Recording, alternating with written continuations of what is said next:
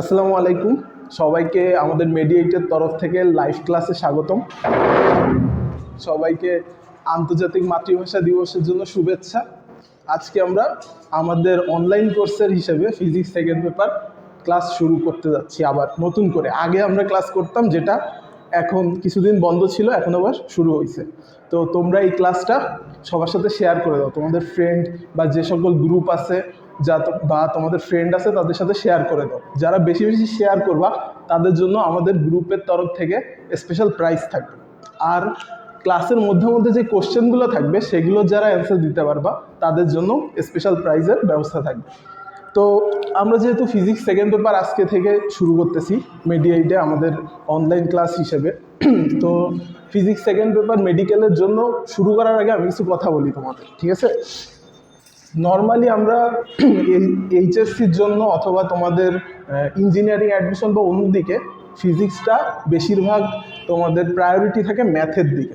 But আমাদের medical অ্যাডমিশনে কী হয়, আমরা থিওরিটিক্যালের দিকে বেশি নজর দিই। আমরা অলমোস্ট 80 to 90% আমরা থিওরির দিকেই নজর দিব। আর ম্যাথ খুবই টুকটাক, যেগুলো তোমরা হাতে করতে পারবা, ক্যালকুলেশন মুখে মুখে করে ফেলতে পারবা বা তোমাদের মনে থাকবে সহজে, সেরকম 10 থেকে 20% ম্যাথের দিকে আমরা খেয়াল করি।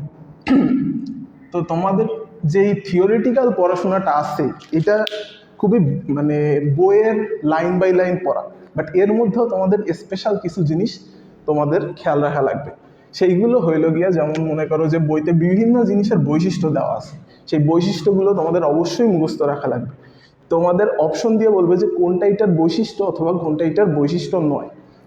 দেন তোমাদের উদাহরণ যেগুলো আছে, বিশেষ করে 3টা বা 4টার উদাহরণ থাকে অনেকগুলা, সেগুলো তোমাদের যে কোনো একটা চেঞ্জ করে দিয়ে দিতে পারবে। সো উদাহরণগুলো তোমাদের টানা মুখস্থ রাখা লাগবে। দেন আসলে সংজ্ঞা, তোমাদের মনে করো ডাইরেক্ট কোনো সংজ্ঞা আসবে না। যেমন আজকে আমরা তাপগতিবিদ্যা পড়বো, তোমাদের কখনো আসবে না যে তাপ কি বা গতি কি, বাট তোমাদের ওইখানে যে বইতে যে সংজ্ঞাটা লেখা আছে তোমাদের সেই সংজ্ঞাটা তুলে দিতে পারে, দিয়ে বলতে পারে এটা কিসের সংজ্ঞা। তো সংজ্ঞাগুলো একটু পড়া লাগবে। দেন প্রকারভেদগুলো অবশ্যই মুখস্থ থাকা লাগবে, অনেকটা উদাহরণের মতো, যে তোমাদের দিয়ে বলবে নিচের কোনটা এটার প্রকারভেদ নয় বা নিচের কোনটা এটার প্রকারভেদ, ঠিক আছে? দেন তোমাদের পড়া লাগবে সূত্রগুলো, তোমাদের সূত্রগুলো একটু মনে রাখা লাগবে। যে তোমাদের ম্যাথ ঠিকই আসবে না, যেহেতু আমরা খুবই কম গুরুত্ব দিচ্ছি, খুবই কম ম্যাথ আসবে ম্যাথের মধ্যে, বাট তোমাদের যেইগুলো তোমরা সূত্রে পাঠাইলে ডাইরেক্ট ম্যাথ হয়ে যায় সেইগুলো তোমাদের মনে রাখা লাগবে। যেমন আমরা জানি যে সেলসিয়াস আর ফারেনহাইট স্কেলের মধ্যে সম্পর্ক, ঠিক আছে? এইখান থেকে তোমাদের ডাইরেক্ট দেখো, তোমরা যদি এইখানে কোনো একটা তোমাদের ম্যাথ দিয়ে বলে যে ফারেনহাইট স্কেলে তাপমাত্রা এত, সেলসিয়াস স্কেলে কত, তোমরা সেটা ডাইরেক্ট এতে বসায় করে ফেলতে পারবা। তো এই সূত্রগুলো তোমাদের অবশ্যই মনে রাখা লাগবে। প্রত্যেক অধ্যায়ের শেষে দেওয়া থাকে যে প্রয়োজনীয় সূত্রাবলী, তোমরা ওই সূত্রাবলীগুলো অবশ্যই মনে রাখবে। আর সূত্রগুলো যদি জানো তাহলে তোমাদের নির্ভরশীলতা জানতে অনেক সুবিধা হবে। কেমন মনে করো যে আমরা জানি যে তোমাদের ক্ষয় ধ্রুবক যেটা আছে, আজকে আমরা সেকেন্ড যে টপিক পড়বো সেটার উপর মনে করো যে তোমাদের ক্ষয় ধ্রুবক যেটা আছে সেটা হইলো গিয়ে তোমাদের সূত্র আসলে কি আছে, তোমাদের যে পয়েন্ট, তোমাদের এটা মনে করো যে সমানুপাতিক টু ব্যস্তানুপাতিক টু অর্ধায়ু। এখন তোমরা যদি এই সূত্রটা মনে রাখতেছো যখন, তখন তোমাদের আর এই নির্ভরশীলতা পড়া লাগতেছে না, তোমাদের এই সূত্র থেকে তোমরা ডাইরেক্ট বের করে তোমরা অ্যান্সার করতে পারছো। তো এই জন্য আমি সূত্রের সাথে নির্ভরশীলতাটা একসাথে লিখছি, ঠিক আছে? আর একটা ইম্পর্টেন্ট পয়েন্ট যেটা, সেটা হলো বোল্ড হরফগুলো আর ছকগুলো। কোনো বায়োলজি হোক, কেমিস্ট্রি হোক, ফিজিক্স হোক, কোথাওই বইয়ের বোল্ড হরফে যেই লেখাগুলো থাকে সেগুলো কখনোই বাদ দেওয়া যাবে না। বোল্ড হরফের লেখাগুলো অবশ্যই টানা মুখস্থ থাকতে হবে। ছক তোমাদের পড়া লাগবে। ছক মনে করো যে তোমাদের অনেক বড় একটা ছক আছে যেতে অনেক বেশি বেশি মান আছে, সেগুলো তোমাদের দরকার নেই, বাট যেগুলো খুবই বেসিক ছক সেগুলো তোমাদের জানতে হবে। দেন এইগুলো বাদেও ফিজিক্সের আরও একটা খুবই ইম্পর্টেন্ট বিষয় আছে, সেটা হইলো গিয়ে অনুশীলনীর এমসিকিউ। তোমাদের আমরা জানি যে তোমরা শর্ট সিলেবাস পড়ে আসছো, তোমরা ফুল কোর্স পড়ো না এইচএসসিতে, বাট এখন তোমরা পড়তেছো। বাট অনেকে দেখবে যে অনেক পরে শুরু করছো পড়াশোনা, তারা যদি অনুশীলনী, তোমরা যদি পুরো অধ্যায়টা পড়ে না পারো, তখন তোমরা যদি শুধুমাত্র অনুশীলনীর এমসিকিউগুলো খুব ভালো করে সলভ করে ফেলো, তাইলে তোমাদের এইখান থেকেই অলমোস্ট 60 to 70% প্রিপারেশন হয়ে যাবে। এই জন্য অনুশীলনীর এমসিকিউ কেউই তোমরা বাদ দিবা না। সবার জন্য অনুশীলনী এমসিকিউগুলো করা থাকে। আজকে আমি যে দুটো অধ্যায় আমরা পড়বো সেই দুটো অধ্যায়ের মধ্যে এই বিষয়গুলো আমাদের সবচেয়ে বেশি করে খেয়াল দিতে হবে। আমরা ক্লাসে পড়াই দিব, বাট অনুশীলনীর এমসিকিউগুলো তোমরা অবশ্যই আজকে বা কালকের মধ্যে তোমরা সব অনুশীলনী এমসিকিউগুলো করে ফেলবা। আচ্ছা, এবার আমরা অধ্যায়টা পড়া শুরু করি।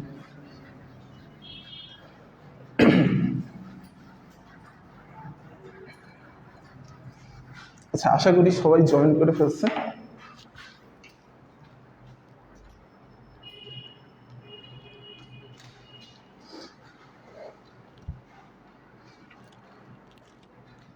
আসসালামু আলাইকুম। ওয়ালাইকুম আসসালাম আপু।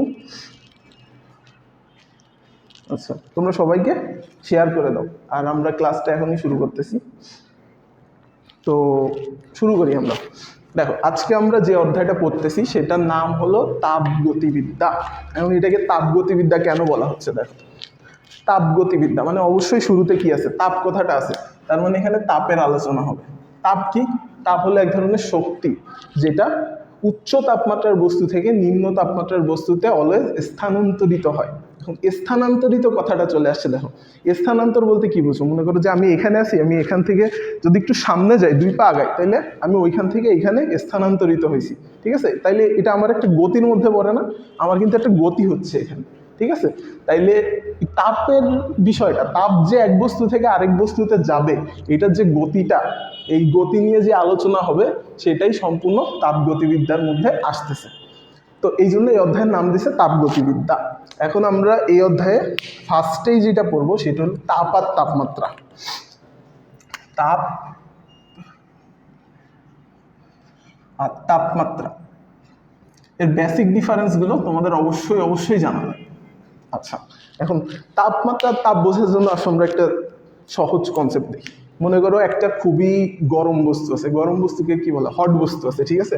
তাহলে আমরা এইচ দ্বারা লিখি, একটা খুবই হট বস্তু আছে, আর একটা মনে করো যে খুবই ঠান্ডা বা কোল্ড বস্তু আছে। ঠিক আছে? এই দুটোর মধ্যে একটা কানেকশন আছে। ঠিক আছে? এই কানেকশনটাকে আমরা বলতেছি তাপীয় সংস্পর্শ। ঠিক আছে? তাপীয় সংস্পর্শ। তাপীয় সংস্পর্শ বলতে কি বুঝতেছি আমরা? সংস্পর্শ, তাপীয় সংস্পর্শ বলতে বোঝাচ্ছে এই দুটো এমন স্পর্শে আসে যাতে এদের মধ্যে তাপ আদান প্রদান হইতে পারে। ঠিক আছে? মনে করো যে এর থেকে তাপ এতে যাইতে পারে অথবা এর থেকে তাপ এতে আসতে পারে। এখন তাপ, দেখো, আমরা জানি যে হট বস্তু মানে কি? এর খুব গরম আছে, তার মানে এর তাপমাত্রা খুবই বেশি আছে, তাপমাত্রা বেশি আছে। আর এর তাপমাত্রা কি হবে? এর তাপমাত্রা খুবই কম আছে। আচ্ছা, এখন এই বস্তুর মধ্যে এখন তাপের আদান প্রদান হবে। এই বস্তু একটা তাপমাত্রা বেশি, একটা তাপমাত্রা কম, তাহলে দুইটা বস্তু কি হইতে চাইবে? সবসময় সাম্য অবস্থায় যাইতে চাইবে, অর্থাৎ এদের তাপমাত্রা সমান হওয়া লাগবে। এখন এদের তাপমাত্রা সমান হওয়ার জন্য এদের মধ্যে একটা জিনিসের আদান প্রদান হবে, একটা শক্তির আদান প্রদান হবে। যে শক্তির আদান প্রদানটা হচ্ছে তাকে আমরা বলতেছি হইল গিয়ে তাপ। ঠিক আছে? তাহলে তাপমাত্রা জিনিসটা কি হলো? তাপমাত্রা জিনিসটা হলো আমার এমন একটা রাশি যেটা আমার নির্ধারণ করতেছে যে কোন বস্তু থেকে কোন বস্তুতে তাপ যাবে। আর তাপ কি? তাপ হলো একটা শক্তি। ঠিক আছে? এখন কোন দিক দিয়ে কোন দিকে তাপ যাবে? অবশ্যই উষ্ণ বস্তু থেকে শীতল বস্তুতে তাপ যাবে, কখনোই শীতল বস্তু থেকে উষ্ণ বস্তুতে তাপ আসবে না।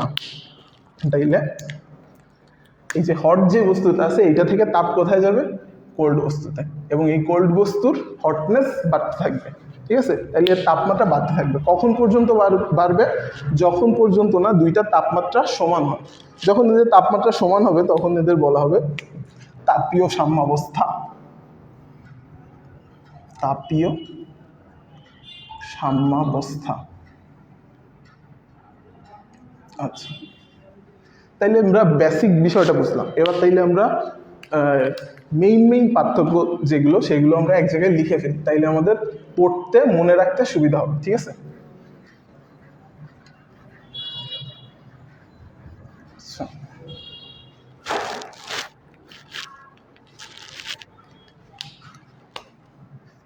দেখো, আমরা ফার্স্টেই কি জানি? তাপ একটা শক্তি।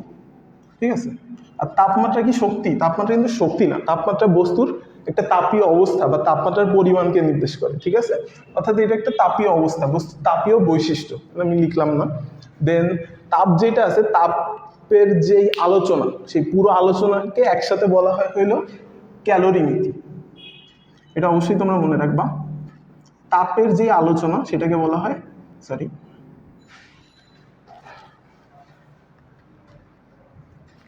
ক্যালোরিমিতি।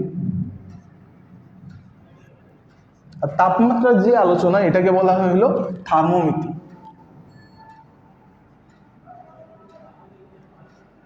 আচ্ছা, এবার আসো পরিমাপ করবো কেমন করে। আমরা কি স্পর্শের মাধ্যমে আমরা বুঝতে পারি যে কোনো বস্তু ঠান্ডা আছে না গরম আছে, বাট আমরা তো নির্দিষ্ট পরিমাণ তাপ কতটুকু আছে বা তাপমাত্রা কতটুকু আছে সেটা শুধুমাত্র স্পর্শ দ্বারা বুঝবো না। তাহলে আমাদের যন্ত্র লাগবে বা মেশিন লাগবে এটা নির্ণয় করতে। মেশিন ছাড়া কোনো কাজ হবে না। তাহলে তাপ যদি মাপতে হয় তাহলে আমার কি লাগবে? তাপ মাপার জন্য ক্যালোরি মিটার লাগবে। ক্যালোরি মিটার লাগবে। আর তাপমাত্রা মাপার জন্য লাগবে থার্মোমিটার। এটা তোমরা সবাই জানো, থার্মোমিটার। আচ্ছা, আমাকে একটা কোশ্চেনের অ্যান্সার দাও তো, যে মানুষের দেহের তাপমাত্রা মাপতে কোন থার্মোমিটার ইউজ করা হয়? সেলসিয়াস, কেলভিন, ফারেনহাইট, রোমান না র্যাঙ্কিন? কোনটা বল? তোমরা অ্যান্সার দাও, কমেন্টে অ্যান্সার দাও, ঠিক আছে। তাইলে তাপ মাপতে লাগে আমার ক্যালোরিমিটার আর তাপমাত্রা মাপতে লাগে থার্মোমিটার। আচ্ছা, গেল। এবার আসো আমরা থার্মোমিটার বা তোমার কেমনে তাপমাত্রা পরিমাপ করে সেটা নিয়ে একটু দেখি। আচ্ছা, আরেকটা জিনিস, সেটা হলো দেখো, তাপ হইল গিয়ে কারণ, ঠিক আছে। তাপ হলো একটা কারণ আর তাপমাত্রা হলো তার ফলাফল, ঠিক আছে। অর্থাৎ তাপের জন্যই তাপমাত্রাটার সৃষ্টি হচ্ছে, এই জন্য আমরা বলছি তাপটা হইলো কারণ আর তাপমাত্রা ফলাফল। এটা তুমি মনে করো যে কোনো একটা বস্তুতে, মনে করো যে তোমার কাছে একটা বস্তু আছে, তুমি তাতে তাপ দিচ্ছ, ঠিক আছে। মনে করো একটা মোমবাতি দিয়ে তাপ দিচ্ছ, ঠিক আছে। এটা একটা বস্তু, এতে তুমি মোমবাতি দিয়ে তাপ দিচ্ছ, তাহলে এর তাপের পরিমাণ বৃদ্ধি পাচ্ছে না? বৃদ্ধি পায়, বা এটা যে বৃদ্ধি পাচ্ছে এটা তুমি কেমনে বুঝবা? এটা তুমি তাপমাত্রার মাধ্যমে বুঝবা। অর্থাৎ এর তাপমাত্রাটা আস্তে আস্তে বাড়তে থাকবে, তাপমাত্রাটা আস্তে আস্তে বৃদ্ধি পাবে, ঠিক আছে না? তাইলে এই জন্য আমরা বলতেছি যে এটা যে তাপ দিচ্ছি এটা আমরা কিসের মাধ্যমে বুঝতেছি? তাপমাত্রার বৃদ্ধির সাহায্যে। তাহলে তাপ ছিল আমার কারণ আর এর ফলাফল হবে আমার তাপমাত্রা। আচ্ছা, তো আশা করি বুঝতে পারছো।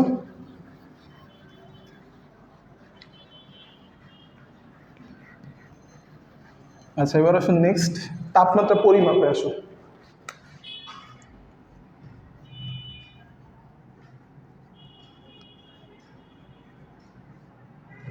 তাপমাত্রা পরিমাপের জন্য আমার দুইটা জিনিসের সংজ্ঞা বা দুইটা জিনিস কি একটু জানা লাগবে। সেটা হলো উষ্ণতামিতিক পদার্থ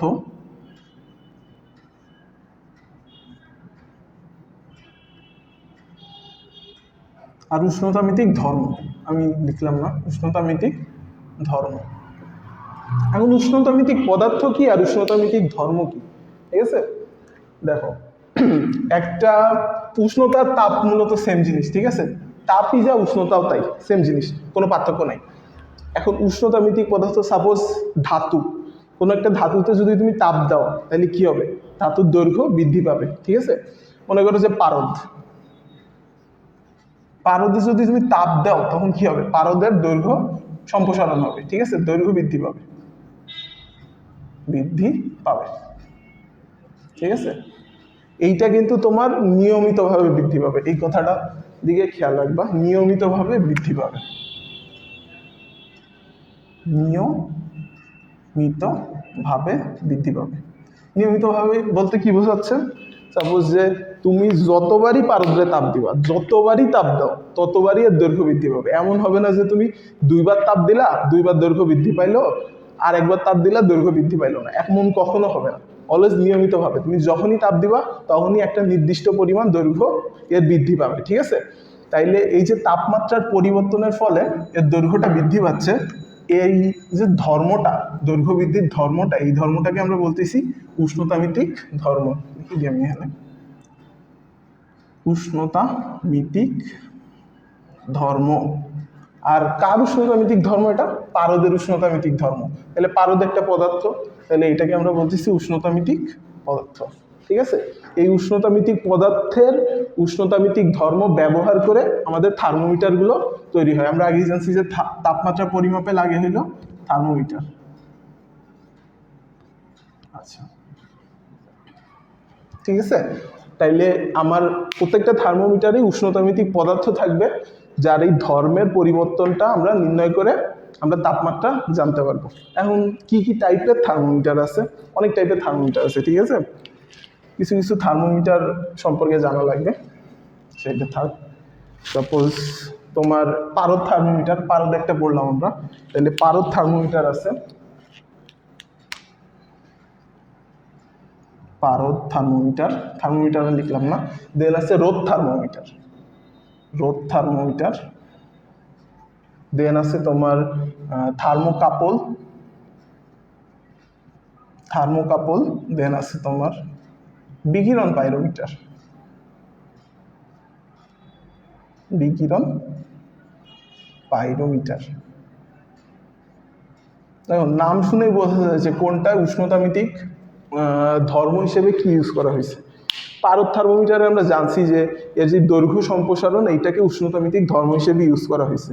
রোদ থার্মোমিটার নাম শুনেই বোঝা যাচ্ছে যে আমরা রোদটাকে ইউজ করে তাপমাত্রা নির্ণয় করতেছি। উদাহরণ হলো প্লাটিনাম রোদ থার্মোমিটার, প্লাটিনাম রোদ থার্মোমিটার, প্লাটিনাম। ঠিক আছে, আর থার্মোকাপল এইটাই হলো গিয়ে যে ধর্ম কাজে লাগানো হয়, এটা অবশ্যই মনে রাখো, এটা হলো তড়িৎচালক শক্তিকে কাজে লাগানো হয়, তড়িৎচালক শক্তিকে কাজে লাগানো হয়। তাহলে থার্মোকাপল থার্মোমিটারে কি ইউজ করি আমরা? তড়িৎচালক শক্তি। ঠিক আছে, এবার সব বিকিরণ পাইরোমিটার। বিকিরণ পাইরোমিটারে দেখো নামেই বোঝা যাচ্ছে যে এখানে কি ধর্ম ইউজ করা হয়, এখানে বিকিরণ ধর্ম ইউজ করা হয়। ঠিক আছে, আর এই তাপমাত্রা নির্ণয় করা হয় অত্যন্ত উচ্চ তাপমাত্রা, অলওয়েজ 500 ডিগ্রি সেলসিয়াস তাপমাত্রার উপরে। ঠিক আছে, 500 ডিগ্রি সেলসিয়াস তাপমাত্রার উপরে, এই কথাটা মনে রাখা লাগবে। তাইলে আমাকে একটা কোশ্চেনের অ্যান্সার দাও যে সূর্যের তাপমাত্রা, সূর্যের তাপমাত্রা নির্ধারণে আমি কোন থার্মোমিটার ইউজ করবো এটার মধ্যে? তোমরা সবাই কমেন্টে অ্যান্সার লিখো। ঠিক আছে,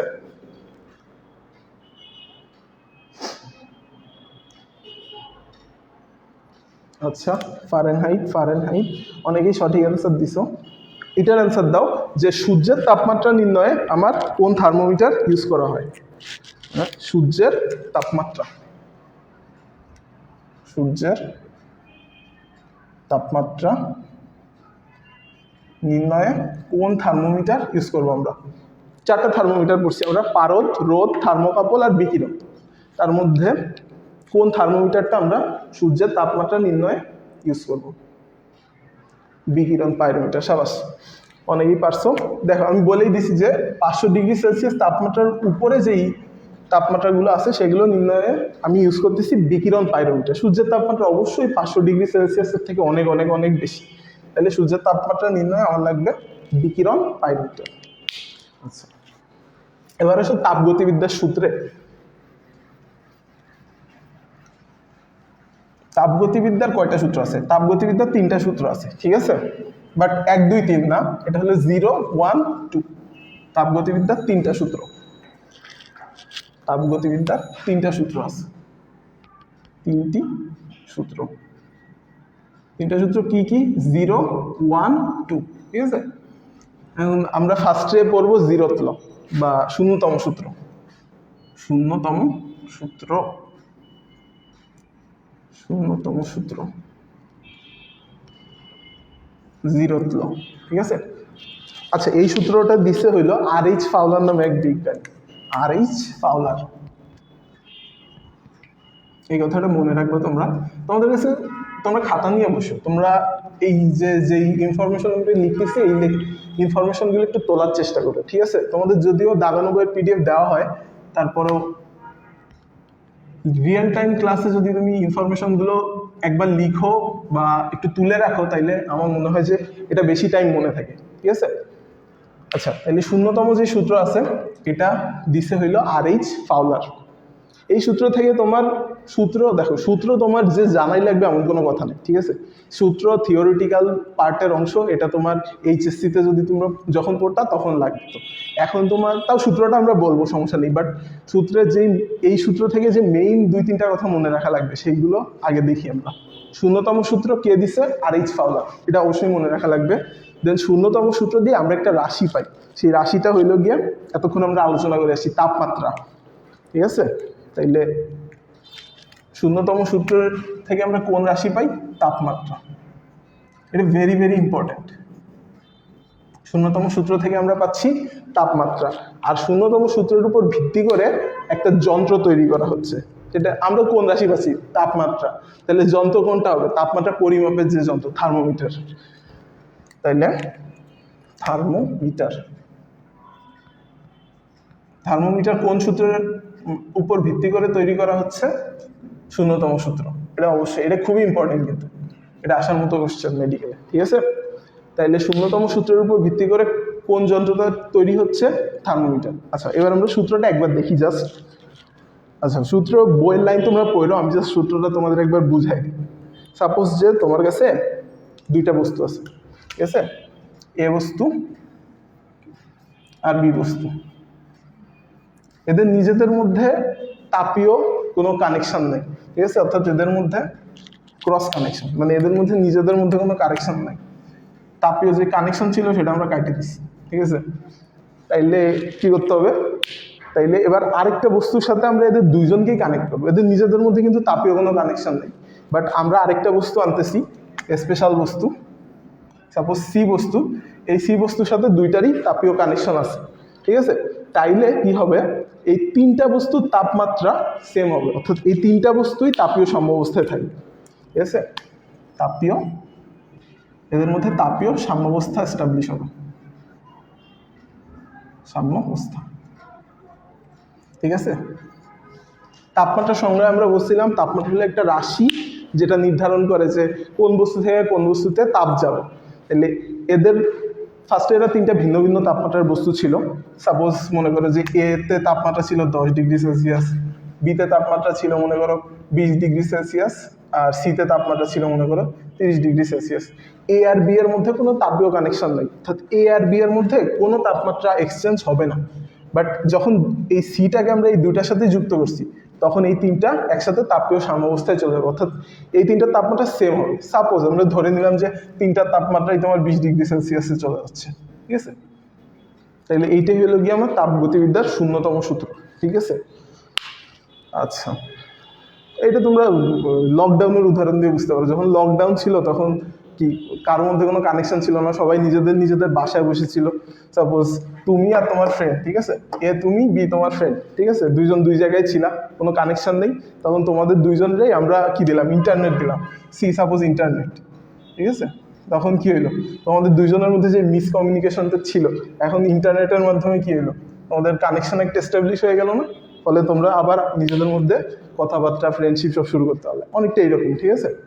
যাই হোক, এই সূত্র তোমরা বইতে যে লাইনটা লেখা আছে সেটা একবার পড়ে নিবা। এই সূত্রটা তোমাদের অত লাগবে না, তোমাদের হইল গিয়ে এই তিনটে ইনফরমেশন অবশ্যই অবশ্যই মুখস্থ রাখা লাগবে।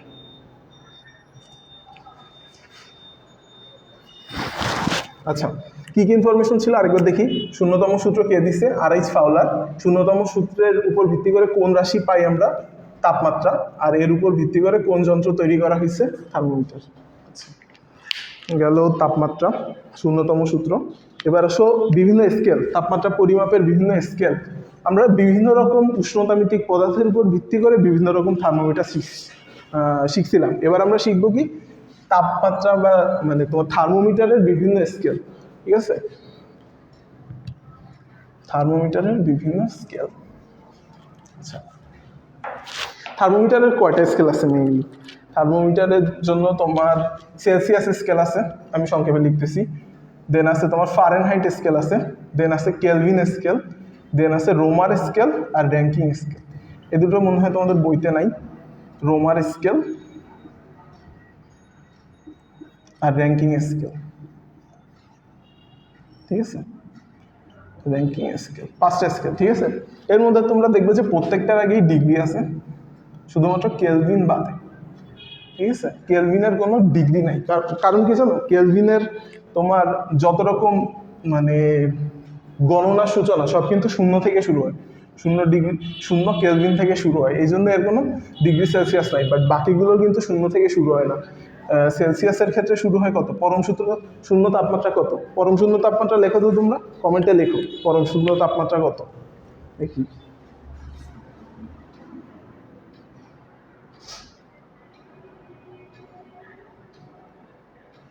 পরম শূন্য তাপমাত্রা কত কমেন্ট করো তোমরা সবাই, দেখি।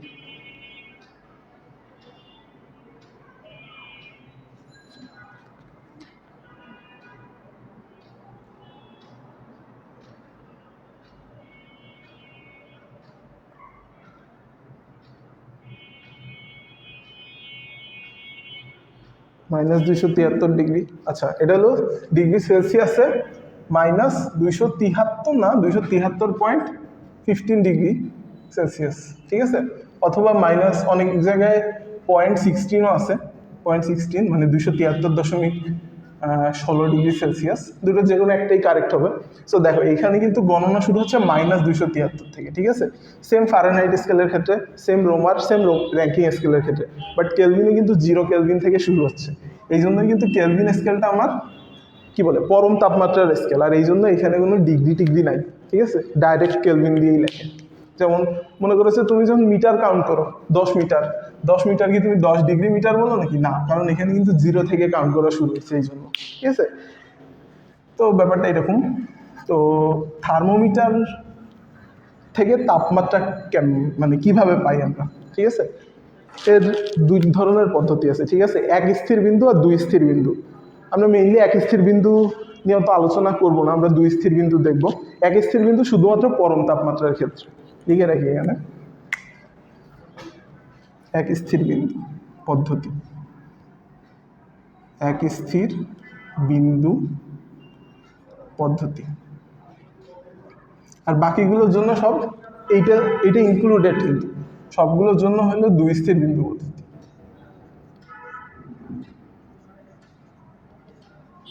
দুই স্থির বিন্দু পদ্ধতি। আচ্ছা, এক স্থির বিন্দু পদ্ধতিতে আমার একটা স্থির বিন্দু থাকবে, সেই স্থির বিন্দুটা কি হবে? স্থির বিন্দুটা হবে হলো গিয়ে ত্রৈধ বিন্দু, ঠিক আছে? ত্রৈধ বিন্দু।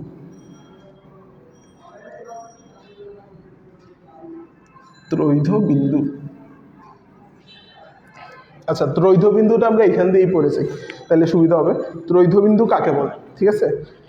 দুইটা সংজ্ঞার মধ্যে দুইটা জিনিস খুবই ইম্পর্টেন্ট, ঠিক আছে? ত্রৈধ বিন্দুর সংজ্ঞার মধ্যে দুইটা জিনিস তোমার অবশ্যই মনে রাখা লাগবে। একটা জিনিস হলো নির্দিষ্ট চাপ, আরেকটা হলো তাপমাত্রা। নির্দিষ্ট চাপ আর হলো নির্দিষ্ট তাপমাত্রা।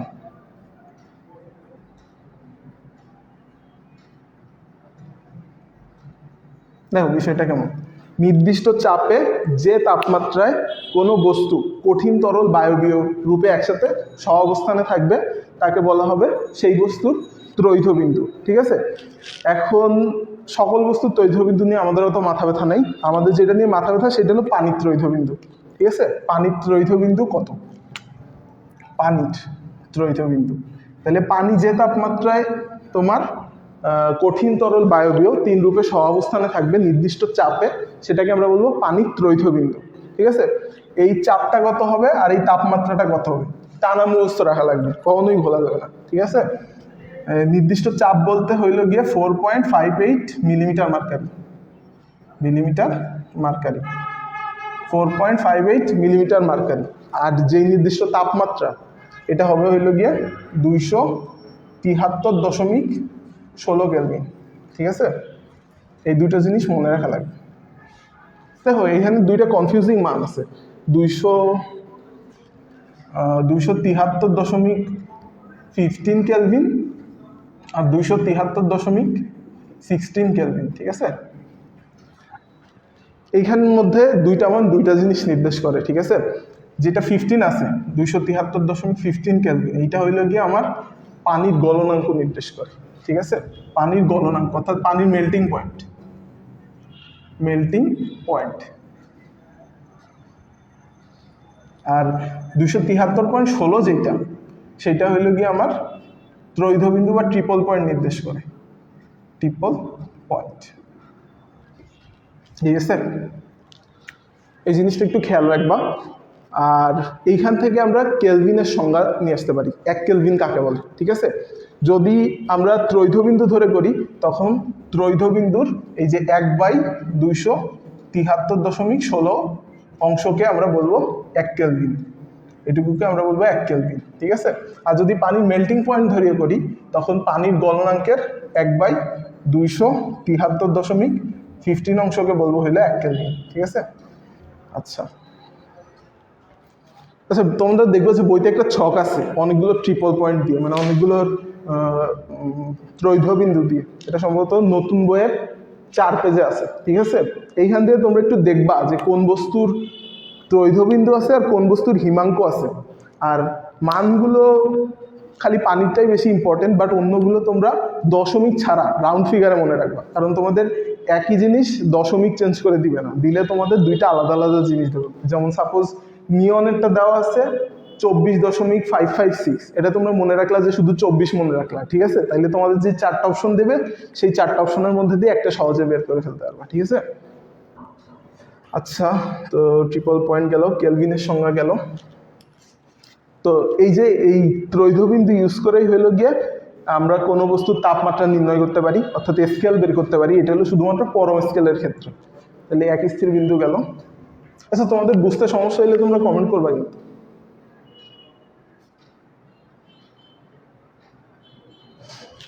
আচ্ছা, এবার আসো 2 স্থির বিন্দুতে। 2 স্থির বিন্দু নাম শুনে বোঝা যাচ্ছে আগের বার আমরা একটা স্থির বিন্দু ব্যবহার করছিলাম, এবার ব্যবহার করব 2টা স্থির বিন্দু। বুঝছে, এটা থাক, সমস্যা নেই। 2টা স্থির বিন্দু, 2টা স্থির বিন্দু কি কি হবে? একটা হবে হলো গিয়ে তোমার মেল্টিং পয়েন্ট, আর একটা হবে বয়লিং পয়েন্ট। আচ্ছা, আগে বাংলায় লিখি। এটা হলো নিম্ন স্থিরাঙ্ক আর একটা ঊর্ধ্ব স্থিরাঙ্ক। নিম্ন স্থিরাঙ্ক আর একটা হলো ঊর্ধ্ব স্থিরাঙ্ক। ঊর্ধ্ব স্থিরাঙ্ক, নিম্ন স্থিরাঙ্ক, ঊর্ধ্ব স্থিরাঙ্ক। নিম্ন স্থিরাঙ্ককে বলা হয় হলো গিয়ে তোমার বরফ বিন্দু, অনেক কিছু বলা যেতে পারে। বরফ বিন্দু বলা যেতে পারে, আইস পয়েন্ট বলা যেতে পারে, মেল্টিং পয়েন্ট বলা যেতে পারে। আর ঊর্ধ্ব স্থিরাঙ্ককে কি বলতে পারবো আমরা? এটাকে বলতে পারবো স্টিম বিন্দু বলা যায়, স্টিম বিন্দু, স্টিম পয়েন্ট বলা যায়, অথবা তোমার বয়লিং পয়েন্ট বলা যায়, বয়লিং পয়েন্ট।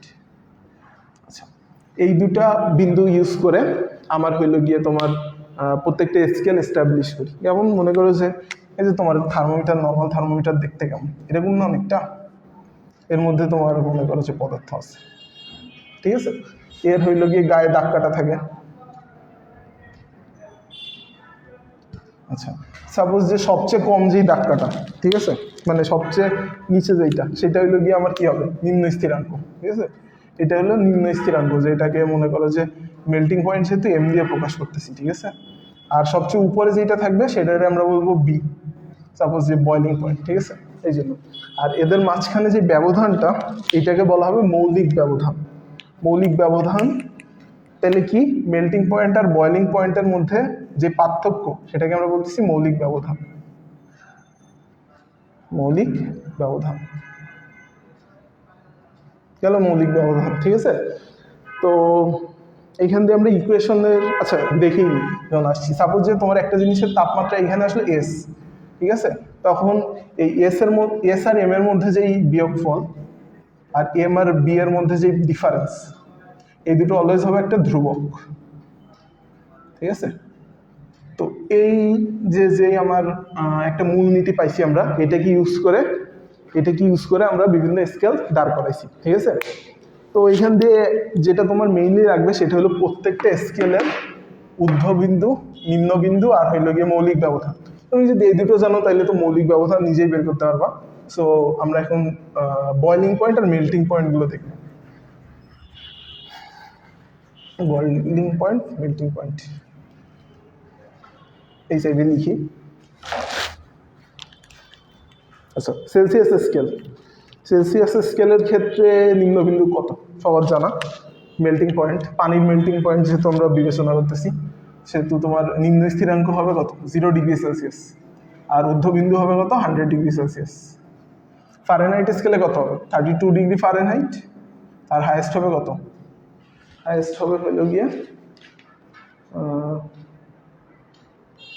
212°F, 212°F। বইতে বাবা। দেন কেলভিনে কত হবে, কেলভিন হবে 273 কেলভিন আর 373 কেলভিন।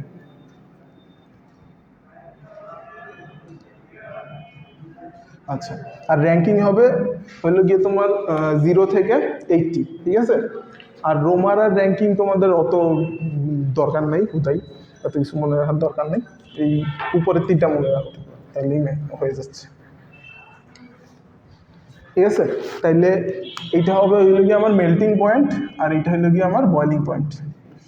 আর এই দুটো তোমরা জানলে তোমরা মৌলিক ব্যবধান নিজে থেকে বের করতে পারো, ঠিক আছে। এখন এইখান থেকে যে মেইন জিনিসটা লাগবে সেটা হলো প্রত্যেকটা ইন্টারকনভার্টিবল না, একটা থেকে একটা আমরা সহজেই যাইতে পারি, তো কোন সূত্রের সাহায্যে যাইতে পারি সেটা টানা মুখস্থ রাখা লাগবে। এটা মুছে দিলাম, এটা তোমরা জানো সবাই।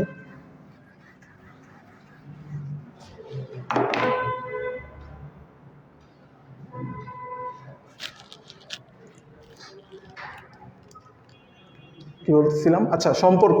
আচ্ছা, সেলসিয়াস, ফারেনহাইট আর তোমার কেলভিনের মধ্যে যে সম্পর্ক সেটা হইলো গিয়ে হবে তোমার C/5 = F-32/9 = K/5, K-273/5, ঠিক আছে। আর র্যাঙ্কিং আসলে R/4, সরি রোমার আসলে R/4, দরকার নেই, এই 3টা মনে রাখতে পারলে হচ্ছে। আমার লেখা একটু কষ্ট করে বুঝো, আমার লেখা একটু খারাপ।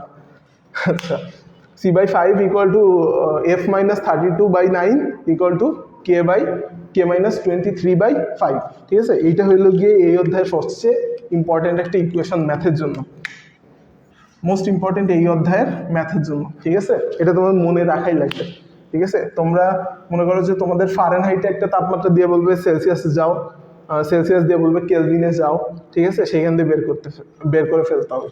সাপোজ এইখান দিয়ে সবচেয়ে ইম্পর্টেন্ট একটা অঙ্ক আছে, সেটা হলো গিয়ে কোন তাপমাত্রায় সেলসিয়াস স্কেল আর তোমার ফারেনহাইট স্কেল সেম পার্ট দিবে, ঠিক আছে। কোন তাপমাত্রায় সেলসিয়াস স্কেল আর ফারেনহাইট স্কেল সেম তাপ দিবে, এটা তোমার বইতে করাই আছে, এটা অলওয়েজ মুখস্থ রাখবা। সেটা হলো -40 ডিগ্রিতে সেলসিয়াস আর -40 ডিগ্রিতে ফারেনহাইট, এই দুটো অলওয়েজ সেম পার্ট দেবে। এটা তোমাদের করে বের করতে পারো তোমরা। আচ্ছা, আমি করে দেখাই।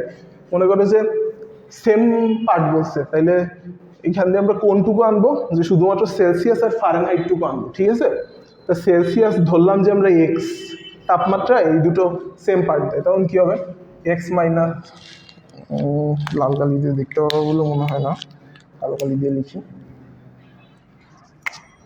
x/5 = x-32/9, ঠিক আছে। এন দিয়ে করলে কি আসে, 9x = 5x মাইনাস কত হয়, 5 × 10, হাতে আছে 1, 3 × 5 = 15 আর 1 16, ঠিক আছে।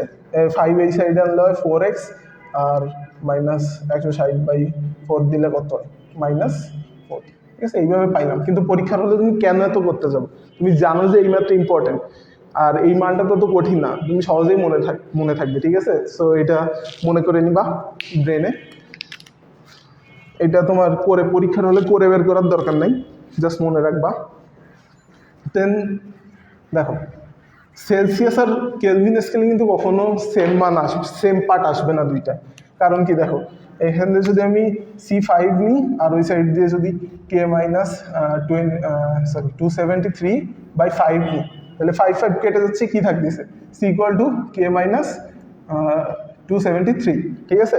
তাহলে সেলসিয়াস স্কেলে তুমি যে মানটা নিবা সেই মানটা কেলভিন স্কেলে অলওয়েজ কত হবে, ঠিক আছে। সরি, কেলভিন স্কেলে কোনো মান দিলে সেটা অলওয়েজ 273 কম হবে সেলসিয়াস স্কেলে। সো এই দুটো কখনোই একটা সেম পার্ট দিবে না।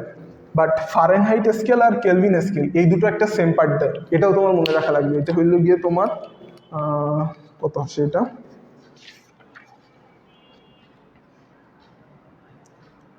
এটা হলো 574.25, এটা মুখস্থ করে ফেলবো। ফারেনহাইট আর কেলভিন স্কেলে অলওয়েজ 574.25, এটা সবসময় সেম মান আসবে। আর তোমার সেলসিয়াস আর ইতে কি ছিল, সেলসিয়াস আর ফারেনহাইট এটা অলওয়েজ আসছিল -40, এটা অলওয়েজ সেম পার্ট আসবে, ঠিক আছে, -40। আর ফারেনহাইট আর কেলভিনে আসবে 574.25, এটা লিখে ফেলো, তুলে রাখো, মনে থাকবে না নাইলে, ঠিক আছে। আচ্ছা, তাহলে স্কেল গেল, স্কেল দিয়ে আর কি বলবো আমরা। আচ্ছা, এই সূত্রটা কিন্তু অবশ্যই টানা টানা মুখস্থ রাখতে হবে, কোনো মতেই ভোলা যাবে না। এইখান দিয়ে ম্যাথ যদি আসে এই অধ্যায় দিয়ে, এইটা আসার সম্ভাবনা 90%, ঠিক আছে। সো এইটা মনে রাখবা। আর এই ম্যাথও যদি আসে তাহলে এই দুটোর মধ্যে আসার সম্ভাবনা আরো 90%, ঠিক আছে। এই জন্য এই জিনিসটা মনে রাখবা। আচ্ছা, এবার আরেক টাইপের জিনিস দেখি আমরা।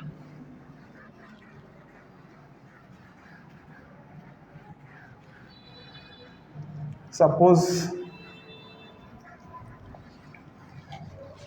বইয়ের আরেকটা ম্যাথ দেখি আমরা। 0 ডিগ্রি আর 100 ডিগ্রি সেলসিয়াস তাপমাত্রা। সাপোজ দুইটা তাপমাত্রা দেওয়া আছে, 0 ডিগ্রি আর 100 ডিগ্রি সেলসিয়াস, ঠিক আছে। এই তাপমাত্রায় 0 ডিগ্রি সেলসিয়াস যেটা আছে, এইটার থার্মোমিটারের রোধ হইল 9 ওহম, ঠিক আছে, উষ্ণতামিতিক ধর্ম। আর 100-এ হইল 22 ওহম। তোমার কাছে চাইছে যে তোমার এই থার্মোমিটারটা যদি একটা চুলায় স্ফুটনাঙ্কে রাখো তাইলে পাওয়া যাবে হইল 36 ওহম, সরি 100 ডিগ্রি সেলসিয়াস হইল 36 ওহম, 36 ওহম। তোমার বলতেছে তাইলে 22 ওহম পাবো আমি কত তাপমাত্রার ক্ষেত্রে, ঠিক আছে, কত ডিগ্রি সেলসিয়াসে আমি 22 ওহম পাবো, ঠিক আছে, কত ডিগ্রি সেলসিয়াসে, এটা আমার করতে হবে, ঠিক আছে। এটা করার জন্য আমরা যে সূত্রটা ইউজ করবো, সেই সূত্রটা আসছে হলো আমার এই ইকুয়েশন থেকে, ঠিক আছে। আমরা জানি যে এটা ধ্রুবক, ঠিক আছে। এটা হলো আমার তাপমাত্রা ছিল কিন্তু সবগুলো, মেল্টিং পয়েন্ট, বয়লিং পয়েন্ট, আরেকটা নির্দিষ্ট তাপমাত্রা, ঠিক আছে। তাহলে আমার এক সাইড কিন্তু হয়ে গেছে, দেখো আমার কাছে বয়লিং পয়েন্ট আছে, মেল্টিং পয়েন্ট আছে, আর একটা র্যান্ডম তাপমাত্রা আছে, ঠিক আছে। তাইলে এর উষ্ণতামিতিক ধর্মের মধ্যেও সেম টাইপের একটা সম্পর্ক আছে। কেমন, যে মনে করো যে তোমার নির্দিষ্ট একটা তাপমাত্রায় যেই রোধ হবে, সাপোজ সেটা আমরা ধরলাম যে কত ধরবো, যে কোনো কিছু ধরতে পারি, x থিটা ধরলাম, ঠিক আছে। মাইনাস দিলাম হইলো গিয়ে এই যে এম কি ছিল, মেল্টিং পয়েন্টে না, তাহলে এই উষ্ণতামিতিক ধর্মটা মেল্টিং পয়েন্টে কত, এম, ঠিক আছে। আর এই যে নিচে কি ছিল, boiling point minus melting point, তাইলে এই রোদটা আমার হইলো গিয়ে তোমার বয়লিং পয়েন্টে কত, আর রোদটা হইলো মেল্টিং পয়েন্টে কত, মাইনাস। তাইলে এইটা একটা ধ্রুবক আসবে, এই ধ্রুবকটা এটার সাথে সমান, অর্থাৎ s minus m by b minus m, ঠিক আছে। আচ্ছা, এটা আমরা সেলসিয়াস স্কেলের ক্ষেত্রে যদি দেখি, সেলসিয়াস স্কেলের ক্ষেত্রে মেল্টিং পয়েন্ট তো আমরা জানি 0 ডিগ্রি, আর বয়লিং পয়েন্ট 100 ডিগ্রি। আর এইখানে আমাদের বের করতে হবে যে কত তাপমাত্রায় হচ্ছে, ঠিক আছে। তাইলে আমাদের এস বের করা লাগবে, আমাদের কিন্তু আর সব কিছু আমাদের কাছে আছে, ঠিক আছে। তাইলে আমরা বসাবো, মুছে ফেলি, নিচে গেলে হয়তো দেখতে পাবো।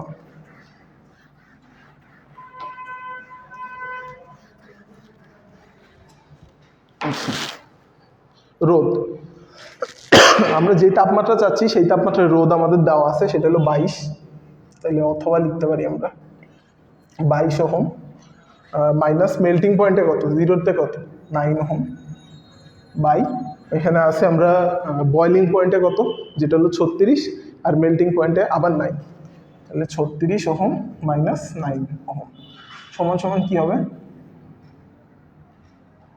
সমান সমান হবে এস, যে তাপমাত্রা আমরা বের করবো। সাপোজ যে আমরা ধরলাম যে থিটা মাইনাস মেল্টিং পয়েন্ট কত আমাদের 0 ডিগ্রি সেলসিয়াস, আর নিচে হবে 100 মাইনাস 0 ডিগ্রি সেলসিয়াস। তাহলে এইখান দিয়ে যদি আমরা ক্যালকুলেশন করি, আমরা ইজিলি থিটার মান পাবো না, বের করো থিটার মান কত, বলো বলো যে এখানে তাপমাত্রা কত, কমেন্ট করো, ক্যালকুলেশন করো তাড়াতাড়ি, ঠিক আছে। আমিও করি, নিচে 100 চলে আসতেছে বাদ, তাইলে এইখানে কত আসে, 22 থেকে 9 গেলে কত থাকে, 13, আর তোমার 36 থেকে 9 গেলে কত থাকে, 27, 100 দুই সাইডে চলে গেলে ইন্টু 100, তাহলে কত আসে,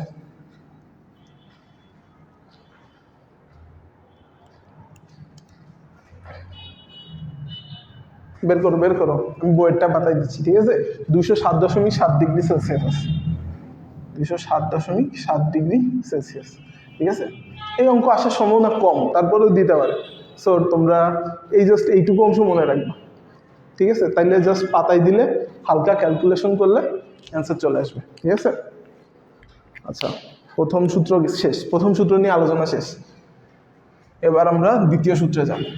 তাইলে প্রথম সূত্রের দিয়ে আমরা কোন যন্ত্র পাইছি বলো, অ্যান্সার করো, কমেন্ট করো। প্রথম সূত্র থেকে কোন যন্ত্রের আবিষ্কার হয়েছে, কোন যন্ত্রের আবিষ্কার হয়েছে প্রথম সূত্র দিয়ে?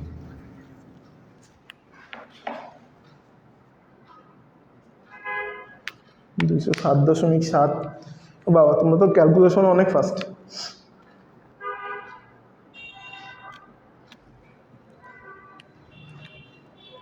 1300/27। আচ্ছা, স্মার্ট ক্যালকুলেশন, বাট তোমার কি 1300/27 অপশনে থাকবে?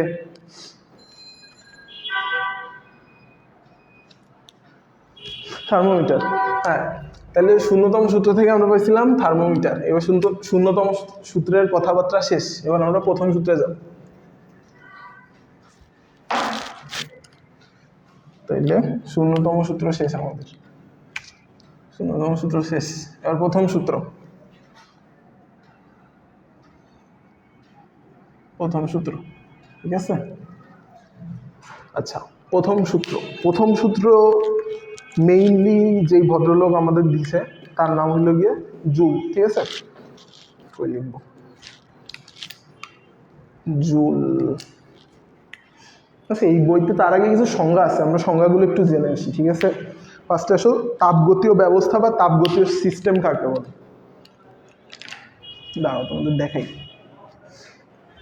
এই দেখো, এই বোতলটা দেখো, এই বোতল কি আছে, বোতলের মধ্যে পানি আছে না, পানি আছে। আর এই বোতলটা চারদিক দিয়ে বন্ধ না, এই বোতল দিয়ে কি এখন পানি পড়বে?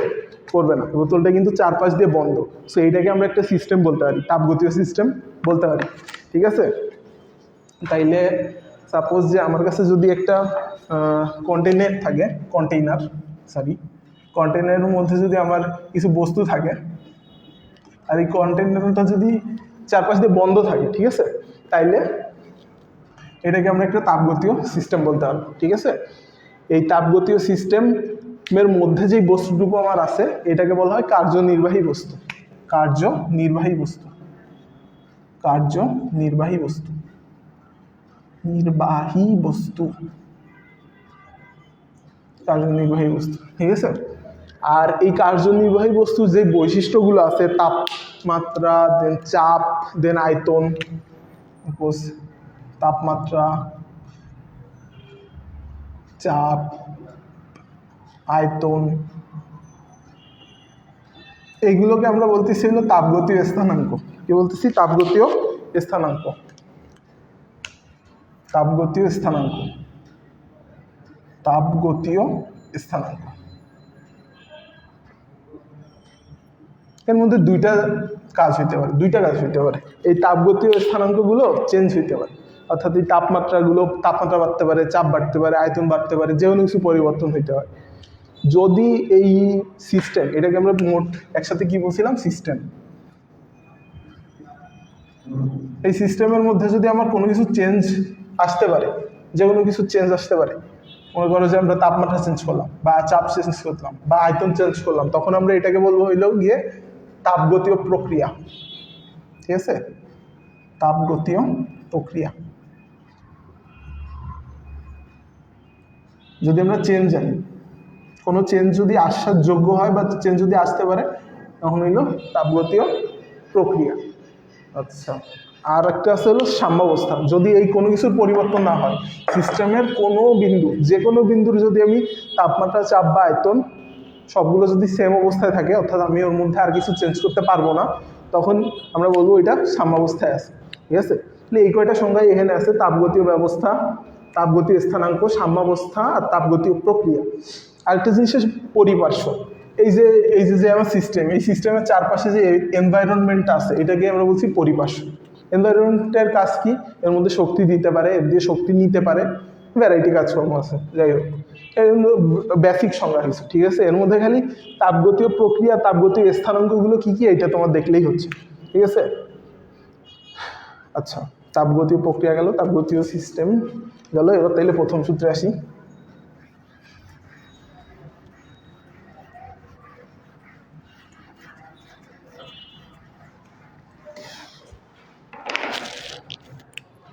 তাপগতীয় প্রথম সূত্র যেটা আছে এটা হলো গিয়ে জুল নামে এক ভদ্রলোক, জুল নামে এক ভদ্রলোক প্রকাশ করছে। সে প্রথমে কি খুঁজে পাইছে না, সে প্রথম হইলো কাজ আর তাপের মধ্যে সম্পর্ক খুঁজে পাইছে।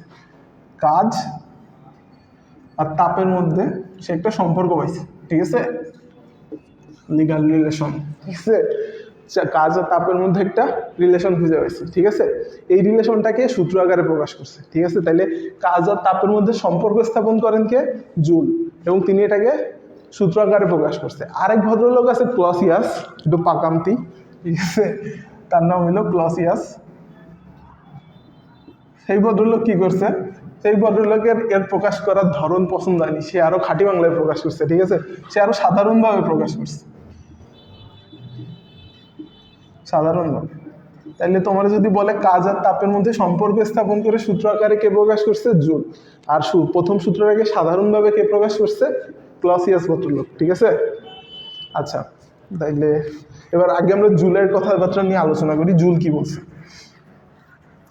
জুল বলছে যে কাজ যদি সম্পূর্ণরূপে তাপে পরিণত হইতে পারে আর তাপ যদি সম্পূর্ণরূপে কাজে পরিণত হইতে পারে, তাইলে কাজ তাপের সমানুপাতিক, ঠিক আছে, সমানুপাতিক।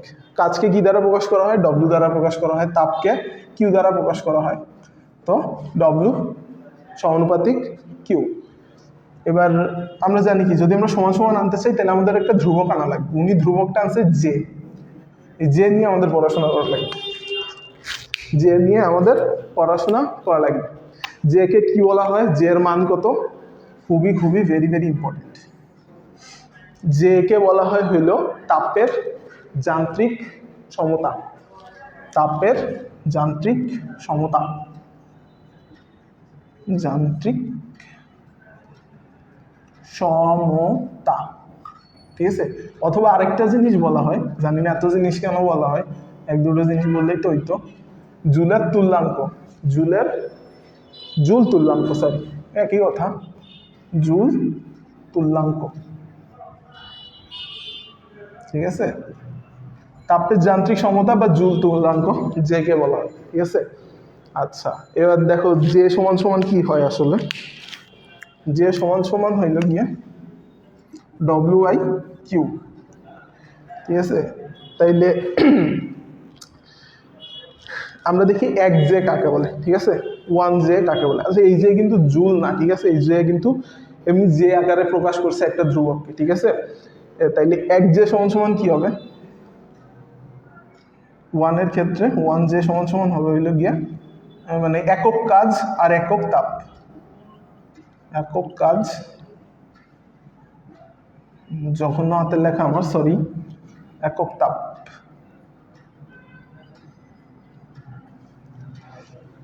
একক তাপ একক কাজে রূপান্তরিত হইলে যে ধ্রুবকটা আমরা পাচ্ছি সেটা হইল গিয়ে এক তাপের যান্ত্রিক সমতা বা এক জুল তুল্যাঙ্ক, ঠিক আছে। এবার কাজের একক কি বলো? কাজের একক হইল গিয়ে জুল। আর তাপের, তাপ এক ধরনের শক্তি, তাপের একক জুল হয়, বাট এখানে আমরা ক্যালোরি দ্বারা প্রকাশ করি, 1 ক্যালোরি। তাইলে এই যে জুলের তুল্যাঙ্ক বা তাপের যান্ত্রিক সমতা এর একক কি হবে? Joule per calorie, joule per calorie, ঠিক আছে, জুল পার ক্যালোরি। আচ্ছা,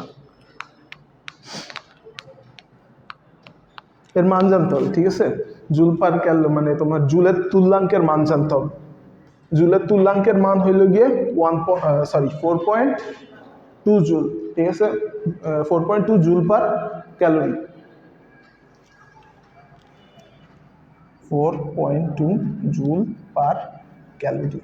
100% মুখস্থ রাখা লাগবে, এটা আসছে বলে বুঝছি, ঠিক আছে। তাহলে জুল তুল্যাঙ্কের মান কত? 4.2 জুল পার ক্যালোরি। এটাতে যদি আমরা সিজিএস এককে নিই তখন কত হবে? বইতে এটাও দেওয়া আছে। জুলকে যদি তুমি আর্জে পরিণত করো তখন কি হবে? 10⁻7। তাহলে 4.2 × 10⁻7 আর্জ পার ক্যালোরি। 4.2 ইন্টু 10⁷ আর্চ পার ক্যালোরি। এখান দিয়ে আরেকটা কোশ্চেন আছে, 1 ক্যালোরি সমান কত joule. Very very important question. এটা মনে হয় পরীক্ষায়, মেডিকেল পরীক্ষায় যে কতবার আসছে আল্লাহ জানে। 1 জুল সমান সমান কত ক্যালোরি? বলো, অ্যান্সার বলো, কমেন্টে অ্যান্সার বলো।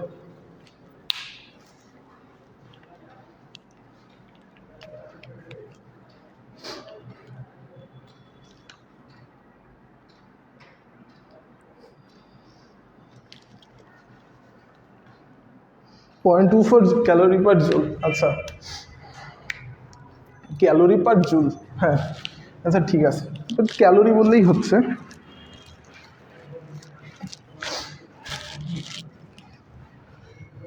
এক ক্যালোরি সমান সমান আসে হইল গিয়ে তোমার 4.2 জুল, ঠিক আছে, 4.2 জুল। আর 1 জুল সমান সমান এই 1/4.2, যেটা আসে 0.24 ক্যালোরি। 1 জুল বলা থাকলে তোমার আর ক্যালোরি পার জুল বলা লাগবে না, ঠিক আছে, তুমি ডাইরেক্ট ক্যালোরি বলতে পারো, সমস্যা নেই। আচ্ছা, এইটা অবশ্যই অবশ্যই তোমার মুখস্থ রাখা লাগবে, কোশ্চেন আসবে, দেখো আসবে, বলে দিলাম, ঠিক আছে, কোশ্চেন আউট। আচ্ছা, কি বলতেছিলাম আমরা? তাপের যান্ত্রিক সমতা গেছে, তাহলে জুল ভদ্রলোক কি বলছে আমরা শিখছি। তাহলে এবার ক্লসিয়াস কি এমন সাধারণভাবে প্রকাশ করছে আমরা দেখি, ঠিক আছে।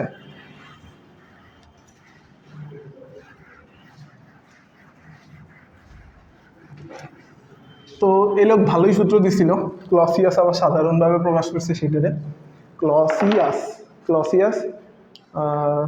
যেটা বলছে, ক্লসিয়াসের সূত্রের লাইন আমরা পড়বো না, বাদ। ক্লসিয়াসের হইল কি আমরা সমীকরণটা দেখি, ঠিক আছে। ওই লোক আমাদের কি সমীকরণটা দিছে।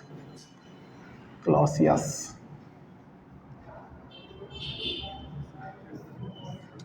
বলছে যে যে তাপটা আমি দিচ্ছি, ঠিক আছে, প্রদত্ত তাপ,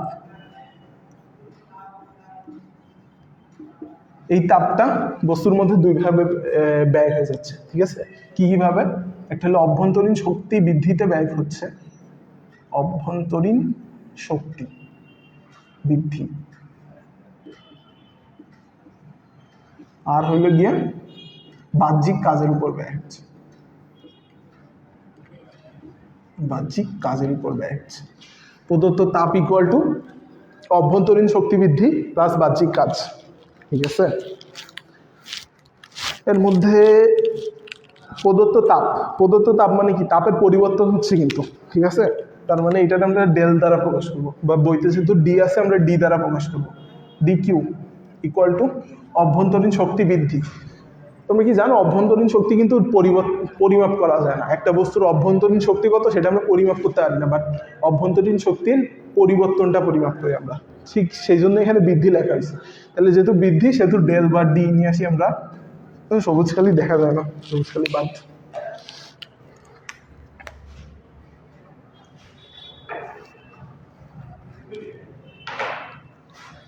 ডি কিউ ইকুয়াল টু অভ্যন্তরীণ শক্তি বৃদ্ধি, যেটা আমরা বলছি ডি ইউ, প্লাস বাহ্যিক কাজকে আমরা বলতেছি ডব্লিউ, ঠিক আছে, ডি ডব্লিউ, ঠিক আছে। এখন এবার হলো এই কথা কেন বলবো, প্রদত্ত তাপ যেটা সেটা তো আমরা তো দেখতেছিলাম যে কাজে চলে যাচ্ছিল, বাট ইনি আবার দুইটা জিনিস কেন আনলো।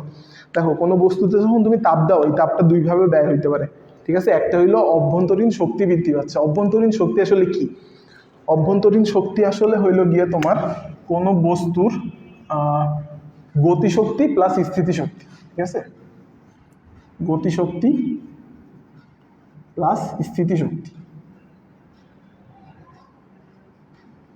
প্রত্যেকটা বিন্দু, কোনো বস্তুর মধ্যে যত বিন্দু আছে সবগুলোর গতিশক্তি আর স্থিতিশক্তি যদি তুমি একসাথে কাউন্ট করো, তখন আমরা পাবো অভ্যন্তরীণ শক্তি, অর্থাৎ তার নিজের যে শক্তি, সে নিজের যে কাজ করার ক্ষমতা, এটা হলো অভ্যন্তরীণ শক্তি, ঠিক আছে। অর্থাৎ তুমি তাপ দিলে তার একটা অংশ চলে যাবে তার ওই শক্তি বৃদ্ধিতে।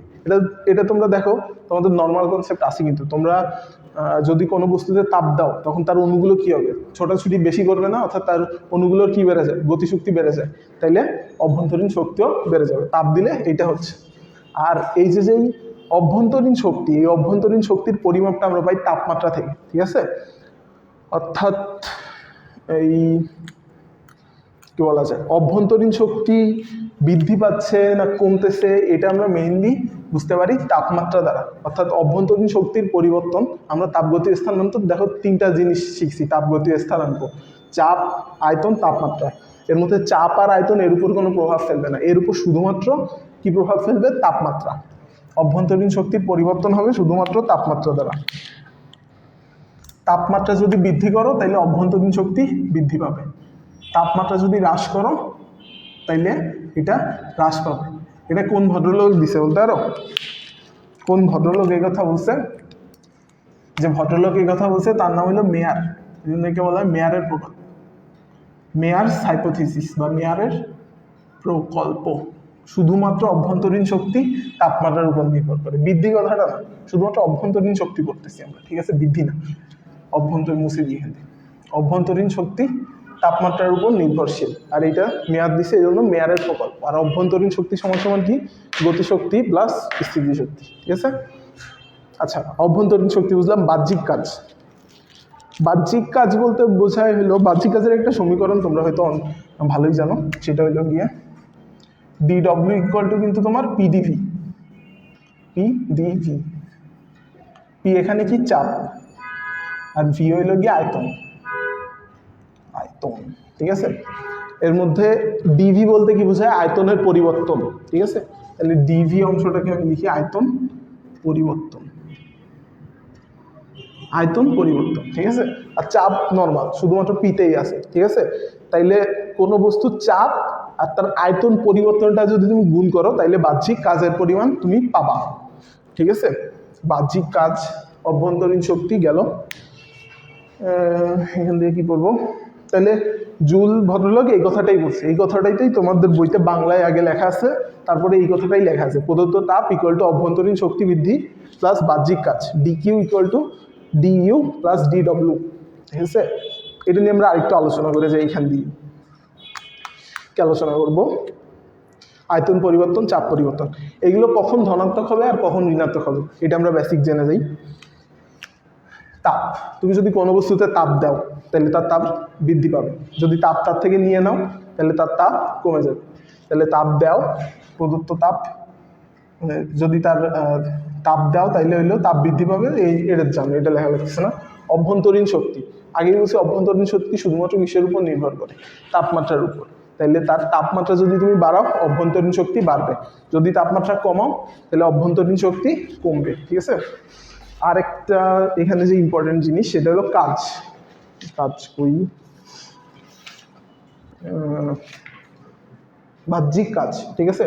মনে করো যে কাজও ধনাত্মক আর ঋণাত্মক হতে পারে, এর মধ্যে এই দুটা ইজি, তোমার বাইরে থেকে তাপ দিচ্ছ প্লাস তাপ নিয়ে নিচ্ছ মাইনাস, অভ্যন্তরীণ শক্তি তাপমাত্রা বাড়াচ্ছ প্লাস তাপমাত্রা কমাচ্ছ মাইনাস। আর বাহ্যিক কাজ, বাহ্যিক কাজ দেখো আয়তন পরিবর্তনের উপর নির্ভরশীল। সাপোজ তোমার কাছে আমরা সিস্টেম দেখাইছিলাম না, যে এর উপর একটা পিস্টন আছে, এটা বন্ধ হয়ে গেছে, এর মধ্যে বস্তু আছে, ঠিক আছে। এখন বাইরে থেকে অর্থাৎ এনভায়রনমেন্ট থেকে এটার উপর চাপ দিলাম, চাপ দিয়ে তুমি এইটাকে এইখান থেকে তুমি এইখানে নিয়ে আসলাম, নিচে নিয়ে আসলাম, ঠিক আছে, তোমার বস্তু এইটুকু হয়ে গেল, ঠিক আছে। পিস্তন নিচে নেমে আসছে, চাপ দেওয়ায় কি হয়েছে, আয়তন কি হয়েছে, আগে আয়তন ছিল এতখানি, এখন আয়তন হয়েছে এইটুকু, আয়তন কমে গেছে, ঠিক আছে। এটা হলো পরিবেশ সিস্টেমের উপর কাজ করতেছে, এটা হলো ঋণাত্মক, এটা হলো ঋণাত্মক। পরিবেশ যখন সিস্টেমের উপর কাজ করবে তখন সেটা হবে ঋণাত্মক, তখন আমার কি হচ্ছে, সংকোচন। আর মনে করো যে সিস্টেমে তাপ দেওয়ার ফলে সিস্টেমের তোমার আয়তন বেড়ে গেছে, তাপ দিলে আয়তন বেড়ে যায় আমরা জানি, তো এবার আগে যেখানে ছিল তার থেকে উপরে চলে গেছে, মনে করো এইখানে চলে আসছে, ঠিক আছে, এ ভিতর দিয়ে এ বাড়াই দিছে, তাইলে এবার আমার কি হয়েছে, এবার প্রসারণ হয়েছে, প্রসারণ হয়েছে, প্রসারণ। এবার সিস্টেম পরিবেশের উপর কাজ করতেছে, সিস্টেম পরিবেশের উপর কাজ করছে, এর পাশে পরিবেশ না, ওর পিছনটারে উঠায় পরিবেশের মধ্যে দিয়ে দিছে, ঠিক আছে, পরিবেশের উপর কাজ করছে, এই জন্য এবার এইটারে বলা হচ্ছে প্লাস, ঠিক আছে। তাইলে যখন সংকোচন হচ্ছে আমার কোনো সিস্টেমের তখন এটা ঋণাত্মক হয়ে যাচ্ছে, আর যখন প্রসারণ হচ্ছে তখন এটা পজিটিভ হয়ে যাচ্ছে। আচ্ছা, এখান দিয়ে এটুকু গেল।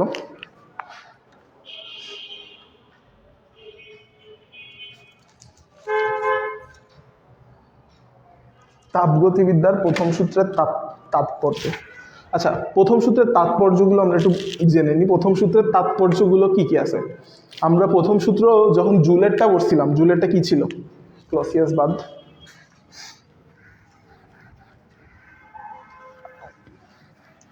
আচ্ছা, এটুকু থাকে, এটুকু আমাদের লাগতে পারে। জুল বলছিল যে W=JQ, ঠিক আছে? অর্থাৎ কাজ সম্পূর্ণ তাপে পরিণত হইতে পারে বা তাপ সম্পূর্ণ কাজে পরিণত হইতে পারে। ওই সূত্র দিয়ে আমরা কিছু কথাবার্তা বের করে নিছি। যেমন আমার কাজ কখনো একা একা হইতে পারে না। কাজ হওয়ার জন্য আমার অবশ্যই কিছু একটা লাগবে। কি লাগবে? শক্তি লাগবে। এইখানে সেটা কি শক্তি? তাপ শক্তি। তাহলে কোনো জিনিস কোনো মানে আমাদের কোনো ছাড়া, মানে কোনো পুঁজি ছাড়া কাজ করতে পারবে না, ঠিক আছে? পুঁজি এখানে কি? শক্তি। তাহলে কোনো কিছু একা একা কাজ করবে না, আমার অবশ্যই শক্তি বা তোমার কি বলে কোনো একটা পুঁজি লাগবে, ঠিক আছে? তাইলে মনে করো যে সাপোজ কোনো একটা যন্ত্র কি একা একা কাজ করতে পারবে? জীবনেও পারবে, ঠিক আছে? তাতে তোমার জ্বালানি দেওয়া লাগবে, শক্তি দেওয়া লাগবে, এসব দেওয়া লাগবে, ঠিক আছে? তো তুমি যখন ওই যন্ত্রে তুমি তাপটা দিবা তখনই সেটা কাজে পরিণত হবে। এটা হইলো প্রথম সূত্র দিয়ে একটা জিনিস পাইছি। নেক্সট যে জিনিসটা পাইছি সেটা হলো প্রথম সূত্র শক্তি নিত্যতা নীতি মেনে চলতেছে। অর্থাৎ আমরা কিন্তু বলছিলাম যে কাজ শক্তিতে পরিণত হচ্ছে, আবার শক্তি কাজে পরিণত হচ্ছে, ঠিক আছে? এইটাই তো শক্তির নিত্যতা, যে এক শক্তি থেকে আরেক শক্তিতে যাচ্ছে। আমরা ওয়েস্ট হবে কিনা এটা এখন আমরা প্রথম সূত্রে আলোচনা করতেছি না, ঠিক আছে? তাহলে আমাদের মেইন কথা ছিল যে তাপ থেকে শক্তি হবে, আবার শক্তি থেকে তাপ হবে। দেখো ইন্টারচেঞ্জ হচ্ছে, তাইলে এটা নিত্যতা সূত্র। তাহলে নিত্যতা নীতি মেনে চলতেছে, নিত্যতা নীতি মেনে চলছে, নিত্যতা নীতি মানছে, ঠিক আছে? নিত্যতা নীতি মানছে। আমরা বিভিন্ন যন্ত্র তৈরির জন্য যে আমাদের শক্তি লাগবে, একা একা কোনো কাজ দেবে না, সেটা জানছি। এই কাজ আর তাপের মধ্যে সম্পর্ক পাইছি, জুল তুল্যাঙ্ক পাইছি। এইগুলোই হলো আমার প্রথম সূত্রের বৈশিষ্ট্য। তাইলে এইগুলাই প্রথম সূত্রের বৈশিষ্ট্য গেল। এবার আমরা সিস্টেম সম্পর্কে বলব। সিস্টেম কাকে বলে শিখছি। এবার সিস্টেম কয় ধরনের হইতে পারে আগে তাই দেখি। দেখো তিনটা সিস্টেম আছে, উন্মুক্ত, বদ্ধ আর মুক্ত। সরি, মুক্ত তো আছে, উন্মুক্ত, বদ্ধ আর হলো গিয়ে তোমার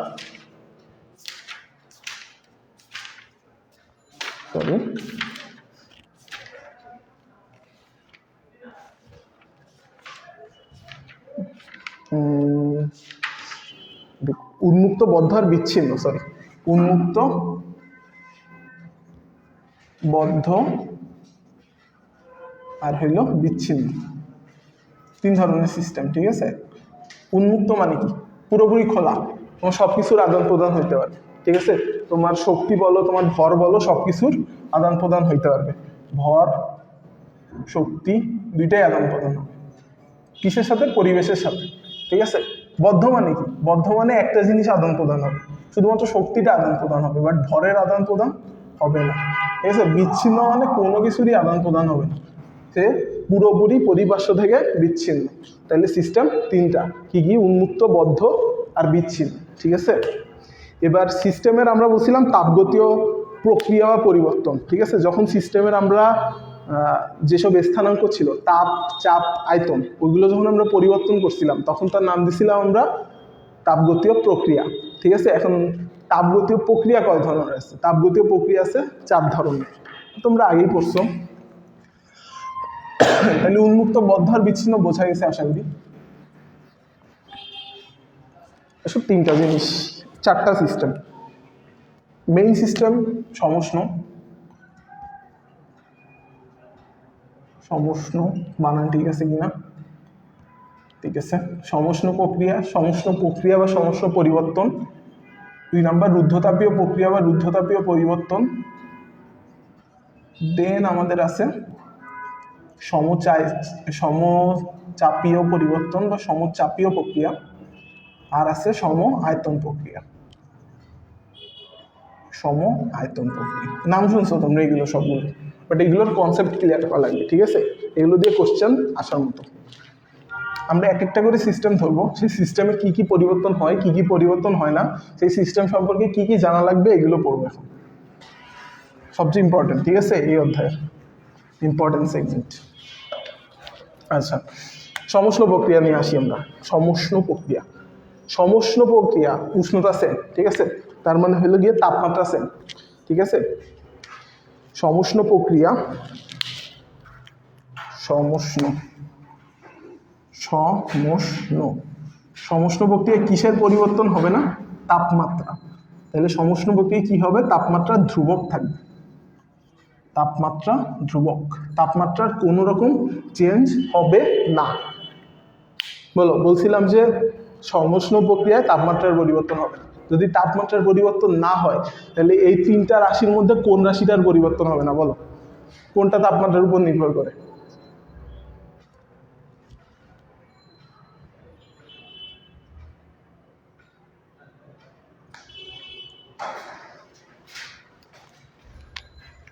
টি ধ্রুবক তো আমি বলেই দিছি, তাপমাত্রা ধ্রুবক। তোমরা বলবো হইলো গিয়ে যে এই তিনটা রাশির মধ্যে প্রদত্ত তাপ, অভ্যন্তরীণ শক্তি, বাহ্যিক কাজ, এই তিনটার মধ্যে কোনটা ধ্রুবক থাকবে তাপমাত্রা ধ্রুবক হওয়ার ফলে? ডিইউ। আরে সাবাস, তুই সব পারো। ডিইউ ধ্রুবক থাকবে, কারণ তাপমাত্রা চেঞ্জ হইলে অভ্যন্তরীণ শক্তি চেঞ্জ হয়। তাপমাত্রা যেহেতু চেঞ্জ হচ্ছে না, তাইলে অভ্যন্তরীণ শক্তিরও কোনো পরিবর্তন হবে না। তাহলে ডিইউ কি? DU zero. তাহলে ডিকিউ সমান সমান জিরো প্লাস ডিডব্লিউ, বা ডিকিউ সমান সমান ডিডব্লিউ। এইটা যে আমরা এত কষ্ট করে বের করলাম, এটার সিগনিফিকেন্স কি দেখো। ক্লসিয়াস বলছিল যে আমরা যে তাপটুকু দেবো সেই তাপটুকু দুইটা ভাগে ভাগ হয়ে যাচ্ছে, একটা অংশ যাবে অভ্যন্তরীণ শক্তিতে, আরেকটা অংশ যাবে বাহ্যিক কাজে। এখন আমি যদি একটারে জিরো করে দিছি, একটার কোনো পরিবর্তন হচ্ছে না, অভ্যন্তরীণ শক্তির মধ্যে আমার কোনো তাপ যাচ্ছে না, তাহলে পুরো তাপটাই আমার কোথায় যাচ্ছে? বাহ্যিক কাজে ব্যয় হচ্ছে, অর্থাৎ পুরোটাই আমার কাজে পরিণত হচ্ছে।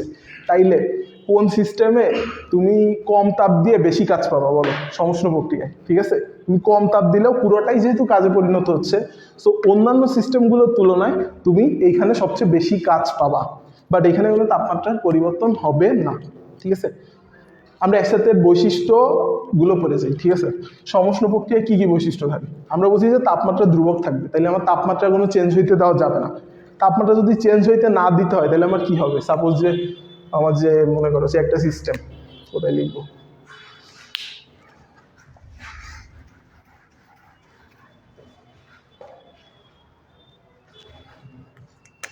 মনে করো যে কি হচ্ছে, হ্যাঁ, মনে করো যে এটা আমার একটা সিস্টেম, এই সিস্টেমের মধ্যে তাপ দিছো তুমি, ঠিক আছে। তাহলে এই সিস্টেমের শুধুমাত্র কি হচ্ছে? এই সিস্টেমে কাজ হচ্ছে, বাট চারপাশে তো বিভিন্ন জিনিস আছে না। আবার এর মধ্যে তো ক্রমাগত তোমার তাপমাত্রা আসতে পারে, যখন তাপমাত্রা চলে আসে তখন কি করতে হবে আমার? সেই তাপ যখন আসে তাপমাত্রা চেঞ্জের মাধ্যমে বুঝতে পারি, এটা আমরা ক্লাসের শুরুতে পড়ছিলাম। তাইলে তাপ যেটা আসতেছে, বাট আমার তাপমাত্রা চেঞ্জ করা যাবে না, কিছুটা কাজে পরিণত হয়ে যাচ্ছে ম্যাক্সিমামই, বাট এই যে কাজটা হচ্ছে, এই কাজটা আমার কি করে হইতে হবে? সাপোজ যে আমার যখন আয়তন চেঞ্জ হয়, মনে করো এর মধ্যে আমার গ্যাস আছে, এখন আমি হঠাৎ এর আয়তন চেঞ্জ করে দিলাম, তাহলে তো গ্যাসের তাপমাত্রা চেঞ্জ হয়ে যাবে, যেহেতু গ্যাসের আয়তন চেঞ্জ করে ফেলছি আমি। সো এতে তুমি তাড়াতাড়ি করা যাবে না, অবশ্যই তাড়াতাড়ি করা যাবে না। কেমনে করতে হবে? খুবই ধীরে ধীরে, নাহলে সিস্টেম ব্যথা পাবে। অর্থাৎ সিস্টেমের তাপমাত্রা বেশি হয়ে যাবে, ঠিক আছে, বেশি বা কম হয়ে যাবে, ব্যথা পাবে না। ধীরে ধীরে হইতে হবে, খুবই ধীরে ধীরে হইতে হবে, ঠিক আছে। এক নম্বর গেল ধীরে ধীরে। এখন তাপমাত্রা আমি আরেকভাবে চেঞ্জ হতে বাঁচাইতে পারি। আমি যখন কোনো কিছু একটা নিচ্ছি, আমি সেটা আরেকজনে দিয়ে দিতে পারি, ঠিক আছে। আমার দরকার নেই, আমার যে ফ্রেন্ড আছে বা আমার যে আশেপাশে যারা আছে তাকে দিয়ে দিতে পারি। তাহলে আমার এই চারপাশে যে পরিবেশ আছে, এই পরিবেশের তাপমাত্রা নেওয়ার ক্ষমতা থাকতে হবে, ঠিক আছে। মনে করো যে তোমার সব ফ্রেন্ডরা অনেক বড়, তোমার কাছে এখন 10 টাকা এক্সট্রা আছে কাউকে দেওয়ার জন্য, তুমি আশেপাশে কাউকে দিতে পারতেছো না, ঠিক আছে। তাহলে তোমার চারপাশে যারা আছে তাদের নেওয়ার ক্ষমতা থাকতে হবে, গ্রহণের ক্ষমতা বেশি থাকতে হবে। তার মানে পরিপার্শ্ব কি হবে? বেশি তাপগ্রহী হইতে হবে, ঠিক আছে, বেশি তাপগ্রহী হইতে হবে। আর এর যে পাত্রটা আছে, এটা যদি কুপরিবাহী হয় তাহলে তো তাপ দেওয়া নেওয়া করতে পারবে না, তাহলে এই পাত্রটা অবশ্যই সুপরিবাহী হইতে হবে। তাহলে 3টা পয়েন্ট অবশ্যই মনে রাখতে হবে। সুপরিবাহী, ধীরে ধীরে নাইলে ব্যথা পাবে। আর 3 নম্বর হইল গিয়ে সুপরিবাহী ধীরে ধীরে, আর হইল তাপগ্রহিতা বেশি, তাপগ্রহিতা ধর্ম বেশি হইতে হবে। ঠিক আছে, মানে পরিবেশের, এটা হলো এনভায়রনমেন্টের জন্য বলতেছি, এনভায়রনমেন্ট। ঠিক আছে। আচ্ছা, আরেকটা জিনিস আছে সমষ্ণ প্রক্রিয়া, সেটা হলো সমষ্ণ প্রক্রিয়ায় যেহেতু আমার তাপমাত্রা স্থির, সেটা কিন্তু তোমাদের কেমিস্ট্রিতে বা ফিজিক্সের ফার্স্ট পেপারের 10 অধ্যায়ের একটা সূত্রের সাথে মিলে যায়। কোনটা? পিভি ইকুয়াল টু ধ্রুবক। এটা কি সূত্র? বয়েলের সূত্র, রাইট? বয়েলের সূত্র। সো সমষ্ণ প্রক্রিয়া বয়েলের সূত্র মেনে চলে। ঠিক আছে, তাহলে 4টা পয়েন্ট পাইলাম। তাপগ্রহিতা বেশি হইতে হবে, প্রক্রিয়া অবশ্যই ধীরে ধীরে হইতে হবে, সুপরিবাহী মানে পাত্রে হইতে হবে, বয়েলের সূত্র মেনে চলবে, গেল। আর রুদ্ধতাপীয় প্রক্রিয়ার বৈশিষ্ট্যগুলো আমরা একবারে জানি না। এই যে 4টা পয়েন্ট আছে, এই 4টা পয়েন্টের উল্টাইলে যে বৈশিষ্ট্যগুলো হবে সেগুলো আমার রুদ্ধতাপীয়। ঠিক আছে, আচ্ছা ওইগুলো আমরা আবার আসবো, সমস্যা নেই। তাহলে সমষ্ণ প্রক্রিয়া গেল। এবার তাইলে আমরা রুদ্ধতাপীয় প্রক্রিয়া আসি।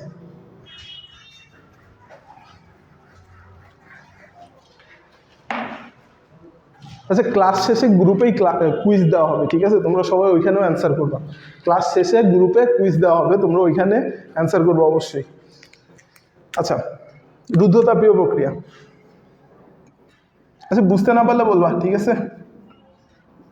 কমেন্ট সেকশন তো আছেই, কমেন্ট দেখতেছি মাঝে মাঝে। রুদ্ধতাপীয় প্রক্রিয়া, রুদ্ধতাপীয় প্রক্রিয়ায় কি স্থির থাকে বলো? রুদ্ধতাপীয় প্রক্রিয়া স্থির থাকে, তাপ স্থির থাকে। তাপ, তাপ স্থির, অর্থাৎ তুমি কোনো তাপ দিবাও না, তুমি কোনো তাপ নিবাও না। তাহলে এই তিনটার মধ্যে কোনটা স্থির? প্রদত্ত তাপ স্থির। তাইলে ডিকিউ সমান কত হবে? ডিকিউ সমান হবে 0। 0 equal to DU plus DW. ঠিক আছে, তাইলে ডিডব্লিউ কাজ সমান কত হবে? ডিডব্লিউ সমান মাইনাস ডি ইউ। ঠিক আছে, এখন এটা জাস্টিফিকেশন কি? এটা দ্বারা কি বোঝাচ্ছি আমরা? অর্থাৎ এর যদি কাজ করতে হয় তাহলে নিজের অভ্যন্তরীণ শক্তিরে কাজে লাগাইতে হবে। ঠিক আছে, এর অভ্যন্তরীণ শক্তি বাড়াইতে হবে বা কমাইতে হবে, তার মাধ্যমেই এ কাজ করতে পারবে। এর বাইরের থেকে কিছু দিতেও পারবে না, কিছু দিতেও পারবে না। এখন দেখো, যদি আমরা জানি যে কোনো বস্তু যদি তাপমাত্রা বাড়ে তাহলে কি হয়? বস্তুর অভ্যন্তরীণ শক্তি বৃদ্ধি পায়। অভ্যন্তরীণ শক্তি বৃদ্ধি যদি পায় তাহলে এই মাইনাস প্লাস কি প্লাস হবে? জীবনও হবে না, এই মাইনাসই থেকে যাবে। অভ্যন্তরীণ শক্তি যদি আমার বৃদ্ধি পায়, ডিইউ যদি বৃদ্ধি পায়, তাইলে এটা মাইনাস থেকে যাবে। অর্থাৎ কাজ কি হবে? কাজ ঋণাত্মক হয়ে যাবে না? কাজের আগে মাইনাস, এই মাইনাস চিহ্ন এই পাশে চলে আসবে না? তাহলে এখানে কিন্তু কাজ ঋণাত্মক হয়ে যাবে যদি আমার অভ্যন্তরীণ শক্তি বৃদ্ধি পায়। এখন আমরা বলছিলাম কাজ ঋণাত্মক কখন হয়? কাজ ঋণাত্মক হয় যখন কোনো সিস্টেমে সংকোচন হয়। ঠিক আছে, তাইলে আমাদের যদি বলে যে এই রুদ্ধতাপীয় প্রক্রিয়ায় আমার ঋণাত্মক কাজ হয়েছে, তখন আমরা কি বুঝবো? সেই রুদ্ধতাপীয় সিস্টেমে কি হয়েছে? সংকোচন হয়েছে। সংকোচন মানে কি বলছিলাম? পরিবেশ সিস্টেমের উপর কাজ করতেছে। তাহলে পরিবেশ যদি সিস্টেমের উপর কাজ করে তাহলে অভ্যন্তরীণ শক্তি বৃদ্ধি পাবে, সিস্টেমে সংকোচন হবে, তাপমাত্রা বৃদ্ধি পাবে যেহেতু অভ্যন্তরীণ শক্তি বৃদ্ধি পাচ্ছে। ঠিক আছে, শুধুমাত্র কাজটা কি হবে? ঋণাত্মক হবে। ঠিক আছে, এবার যদি উল্টা বলি যে ডিইউ যদি মাইনাস হইতো, ডিইউ যদি কমে যাইতো, পরিবর্তন যদি কম হইতো, কমে যাইতো, কম হইতো বলতে মানে কমে গেছে। ঠিক আছে, ডিইউ এর পরিবর্তন মাইনাস হয়েছে, তখন মাইনাসে মাইনাসে প্লাস হয়ে যাইতো। প্লাস হইলে কি হইতো? ডিডব্লিউ কি হইতো? প্লাস হইতো। প্লাস কখন কি হইলে বলছিলাম? প্রসারণ হইলে। প্রসারণ মানে ওই বস্তুটা পরিবেশের উপর কাজ করতেছে, বস্তুটা পরিবেশের উপর কাজ করছে কি নিয়ে? নিজের অভ্যন্তরীণ শক্তি দিয়ে। এজন্য তার অভ্যন্তরীণ শক্তি কমে গেছে, নিজে প্রসারণ করছে, তার অভ্যন্তরীণ শক্তি কমে গেছে, আর হইল গিয়ে বাহ্যিক কাজ প্লাস হয়েছে। ঠিক আছে, একটু জটিল, তোমরা বুঝছো কিনা কমেন্টে বলো।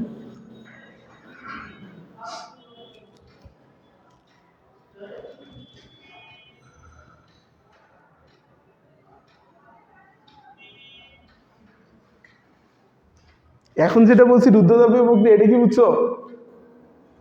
7:30 আচ্ছা, বুঝছো আশা করি। ক্লাস অনেক বড় হয়ে যাচ্ছে, আমরা নেক্সট টপিকে যাই। আচ্ছা, রুদ্ধতাপীয় প্রক্রিয়া আমরা কি বলছিলাম? এই জিনিসগুলোই জাস্ট বিপরীতভাবে হবে, এই জিনিসগুলো জাস্ট বিপরীতভাবে হবে। তাইলে এনভায়রনমেন্টের তাপগ্রহিতা কমে যাবে, প্রক্রিয়াটা খুবই দ্রুত হবে, ব্যথা লাগলেও কিছু করার নাই, খুবই দ্রুত হবে। এটা সুপরিবাহী হবে না, এটা কুপরিবাহী হবে। ঠিক আছে, তাহলে এটা হবে কুপরিবাহী, এটা ধীরে ধীরে হবে না, দ্রুত দ্রুত হবে, দ্রুত দ্রুত, তাপগ্রহিতা কম থাকবে।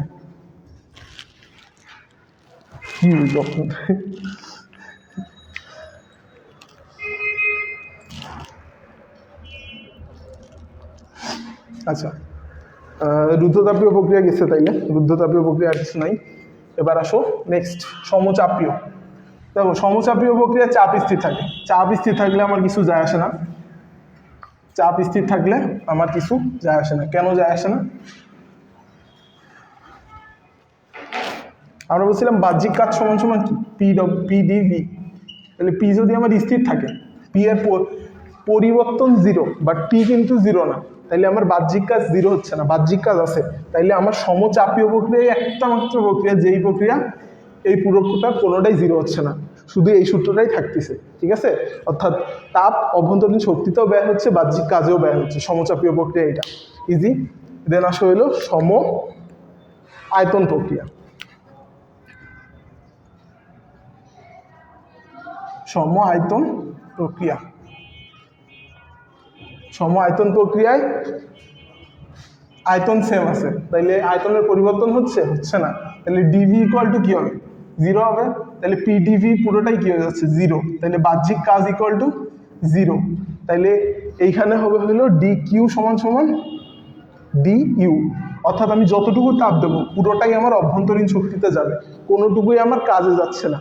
তাইলে আমি তাপ দেওয়ার ফলে সব থেকে কম কাজ পাবো কোন প্রক্রিয়ায়? অবশ্যই সমায়তন প্রক্রিয়ায়। সমায়তন প্রক্রিয়ায় কৃতকাজ শূন্য, মাস্ট অবজেক্টিভে আসবে, মুখস্থ থাকে যেন, কৃতকাজ শূন্য, কোনো কাজ হবে না, পুরোটাই অভ্যন্তরীণ শক্তিতে যাবে, ঠিক আছে? তাহলে আমাদের প্রক্রিয়াগুলো শেষ। এবার আমরা আসি নেক্সট, রুদ্ধতাপীয় প্রক্রিয়ার কিছু সূত্র আমাদের বাদ গেছে, সূত্রগুলো জানতে হবে।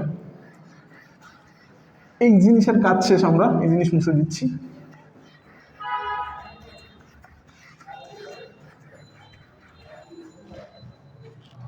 আচ্ছা, রুদ্ধতাপীয় প্রক্রিয়ায় আমরা জানি সমস্ত প্রক্রিয়ায় পিভি ইকুয়াল টু ধ্রুবক, বয়েলের সূত্র, এটা মেনে চলছিল। রুদ্ধতাপীয় প্রক্রিয়া এটা মানে না, বাট ও একটা সূত্র মানে, ওর সূত্র হলো পিভি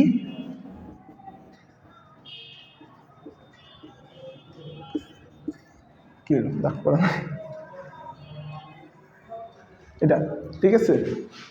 ঠিক আছে তো, হ্যাঁ, গামা ইকুয়াল টু ধ্রুবক, ঠিক আছে?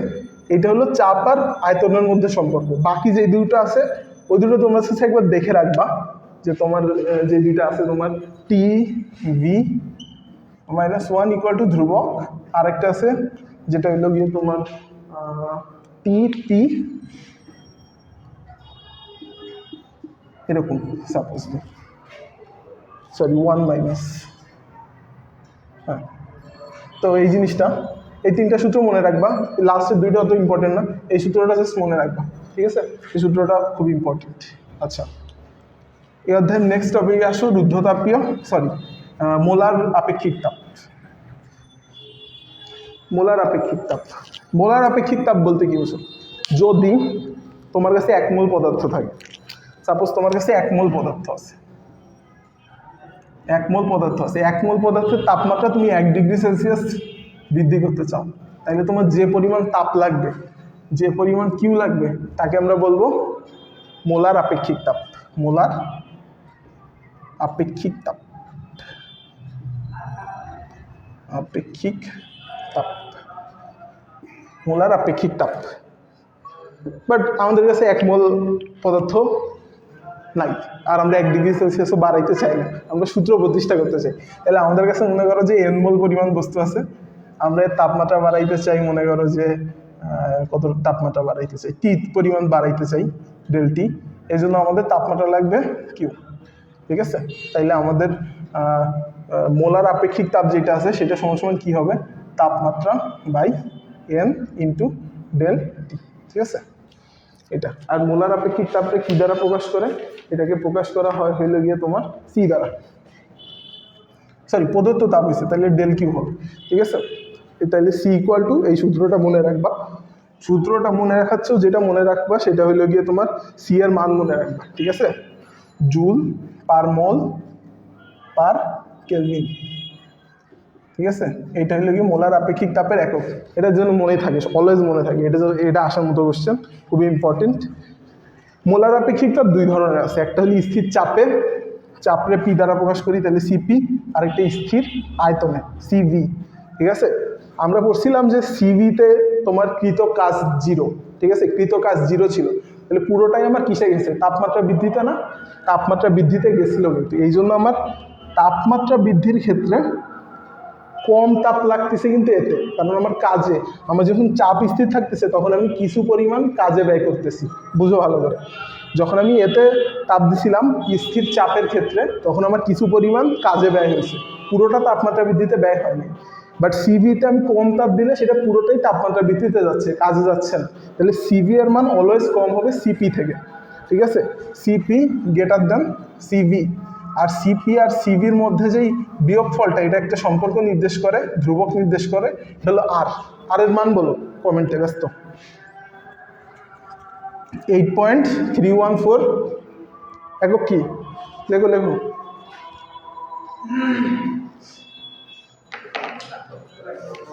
আধা ঘন্টা। জুল পার কেলভিন পার মল, আর সমান হইল 8.314 জুল পার কেলভিন পার মল, ঠিক আছে? এটা হলো কি আমার আর এর মান গেল, সিপি মাইনাস সিভি গেল। আচ্ছা, সিপি মাইনাস সিভি যেমন একটা ধ্রুবক পাইছি আমরা আর, তেমনি সিপি ভাগ সিভি এটা একটা ধ্রুবক নির্দেশ করে, ঠিক আছে? ওই যে আমরা একটু আগে সূত্রে এটা ইউজ করছিলাম না, সেটা গামার মান, ঠিক আছে? এখানে যে সিপিটা আছে আমার, এই সিপিটা কি অলওয়েজ বড় না সিভি থেকে? তাহলে এই দুটো যদি আমরা ভাগ করি তাহলে গামার মান অলওয়েজ 1 থেকে বড় হবে না ছোট হবে? বড় হবে কিন্তু অলওয়েজ। তাহলে গামার মান অলওয়েজ 1 থেকে বড়, ঠিক আছে? গামার মান অলওয়েজ 1 থেকে বড়, গামার মান 1 থেকে বড়। গামার মান কত হইতে পারে? দেখো, এক পারমাণবিক গ্যাসের ক্ষেত্রে খুবই ইম্পর্টেন্ট কোশ্চেন। দেখো, এক পারমাণবিক গ্যাস, অর্থাৎ গ্যাসে যদি একটা পরমাণু থাকে, এক পারমাণবিক গ্যাসের ক্ষেত্রে গামার মান হবে 1.67। আর যদি দ্বিপারমাণবিক গ্যাস হয় তাহলে এই মান হবে 1.40। আর যদি ত্রিপারমাণবিক গ্যাস হয় তাহলে 1.33। হ্যাঁ, এখন এক পারমাণবিক, দ্বিপারমাণবিক আর ত্রিপারমাণবিক গ্যাস বলতে কি বুঝো? সাপোজ তোমার কাছে হিলিয়াম আছে, হিলিয়ামের মধ্যে কয়টা পারমাণবিক? একটাই। তাহলে এই গ্যাসের গামার মান কত? 1.67। দ্বিপারমাণবিক গ্যাস, মনে করো তোমার কাছে H2 হাইড্রোজেন আছে, এটা দ্বিপারমাণবিক গ্যাস। বহু পারমাণবিক গ্যাস, মনে করো তোমার কাছে ওজোন আছে O3, তাহলে এই ক্ষেত্রে মান কত হবে? 1.33, ঠিক আছে? এই জিনিসটা খুবই ভালো করে মুখস্থ থাকে যেন তোমাদের, মাস্ট। আচ্ছা, গামার মানের গুরুত্ব বলবো এখন আমরা, ঠিক আছে? গামার 3টা গুরুত্ব আছে। গামা আমরা কোন প্রক্রিয়া ইউজ করছিলাম বলো তো? ওই যে পিভি সূত্রের ক্ষেত্রে কোন প্রক্রিয়ার মধ্যে আনছিলাম?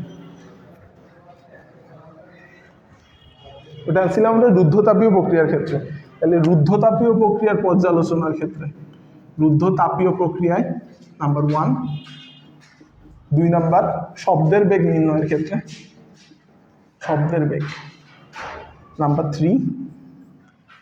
3 হলো গ্যাসের অভ্যন্তরীণ গঠন বা আণবিক গঠন। যে বললাম এক পারমাণবিক, দ্বিপারমাণবিক, ত্রিপারমাণবিক, তাহলে গ্যাসের আণবিক গঠনের ক্ষেত্রে, গ্যাসের আণবিক গঠন, ঠিক আছে? এই 3টা। আচ্ছা, তাইলে এখান থেকে একটা জিনিস খেয়াল করো, শব্দের বেগ, বাতাসে শব্দের সঞ্চালন তাইলে কোন প্রক্রিয়ার মাধ্যমে হয় বলো? রুদ্ধতাপীয় প্রক্রিয়ায় কিন্তু, ঠিক আছে? যেহেতু রুদ্ধতাপীয় প্রক্রিয়ায় কিন্তু আমার গামা আসতেছে, আর আমরা কিন্তু গামার ইম্পর্টেন্স করছি এতক্ষণ, তাহলে শব্দের সঞ্চালন বাতাসের মধ্যে, এটা রুদ্ধতাপীয় প্রক্রিয়ার ফলাফল। এই 3টা জিনিস মুখস্থ রাখতে হবে, ঠিক আছে? তোমাদের 3টার সাথে আরেকটা বৈশিষ্ট্য দিয়ে বলবে নিচের কোনটা গামার বৈশিষ্ট্য নয়, ঠিক আছে? আশা করি যেন পারো। আচ্ছা, আরেকটা জিনিস, রুদ্ধতাপীয় রেখার ঢাল। রুদ্ধতাপীয় রেখার ঢাল সমষ্ণ রেখার চেয়ে অলওয়েজ খারাপ। কতটুকু খারাপ? গামা গুণ খারাপ। কোনটারটা খাড়া? রুদ্ধতাপীয়টা খাড়া। সমষ্ণটা মনে রাখা লাগবে না, মনে রাখবা রুদ্ধতাপীয় রেখার ঢাল গামা গুণ খাড়া। ঠিক আছে? আচ্ছা, তাহলে মোলার আপেক্ষিক তাপের সাথে যা আছে গেল। নেক্সট জিনিসে আসো।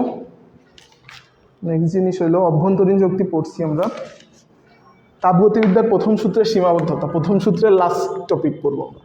সীমাবদ্ধতা কি কি আছে? দুইটা মাত্র সীমাবদ্ধতা আছে, ঠিক আছে? দুইটা মাত্র সীমাবদ্ধতা আছে। ফার্স্ট সীমাবদ্ধতা হইলো, আমরা সূত্রে কি বলছিলাম, আমাদের সম্পূর্ণ তাপটা কাজে রূপান্তরিত হচ্ছে, কিন্তু বাস্তবে জীবনেও এরকম সম্ভব না। জীবনেও সম্পূর্ণ কাজ তাপে রূপান্তরিত হবে না, অর্থাৎ কতটুকু আমার তাপ কতটুকু কাজে রূপান্তরিত হচ্ছে এটা আমি বের করতে পারতেছি না। ঠিক আছে? তাহলে কতটুকু তাপ ওয়েস্ট হচ্ছে, কতটুকু তাপ আমরা ইউজ করতে পারতেছি না, কতটুকু তাপ ইউজ হচ্ছে না, সেটা আমরা বের করতে পারতেছি না। ঠিক আছে? ইউজ হচ্ছে না, হচ্ছে না। আরেকটা হইলো, আমরা ধরে নিছি যে কোনো কিছুতে আমরা তাপ দিতে পারবো, কিন্তু আসলে কি সম্ভব? আসলে সম্ভব না। সবসময় উষ্ণ বস্তু থেকে শীতল বস্তুতে তাপ যায়, উষ্ণ থেকে শীতলে তাপ যায়, কখনো রিটার্ন আসে না, কখনো শীতল বস্তু থেকে উষ্ণ বস্তুতে তাপমাত্রা আসবে না। এটা প্রথম সূত্রে কোথাও বলা নাই, প্রথম সূত্র এটা মানেও না। এটা যেহেতু শক্তির নিত্যতা নীতি মেনে চলতেছে, তাইলে ও বলতেছে যে উষ্ণ থেকে শীতলেও যাইতে পারবে, শীতল থেকে উষ্ণতেও আসতে পারবে, বাট এটা বাস্তবে সম্ভব হচ্ছে না। তাহলে আমার যে এই দুটো সীমাবদ্ধতা আছে, এই দুটো সীমাবদ্ধতা আমার দূর করা লাগবে। এই সূত্র যদি আমি সীমাবদ্ধতা যদি দূর করতে চাই, তাহলে আমার কি করা লাগবে? অবশ্যই আরেকটা সূত্র আনতে হবে। সো আমরা এবার সেই লাস্ট সূত্র যেটা আমরা এনে এই প্রবলেমগুলো সলভ করবো, সেটা দ্বিতীয় সূত্রের মধ্যে যাও। দ্বিতীয় সূত্র,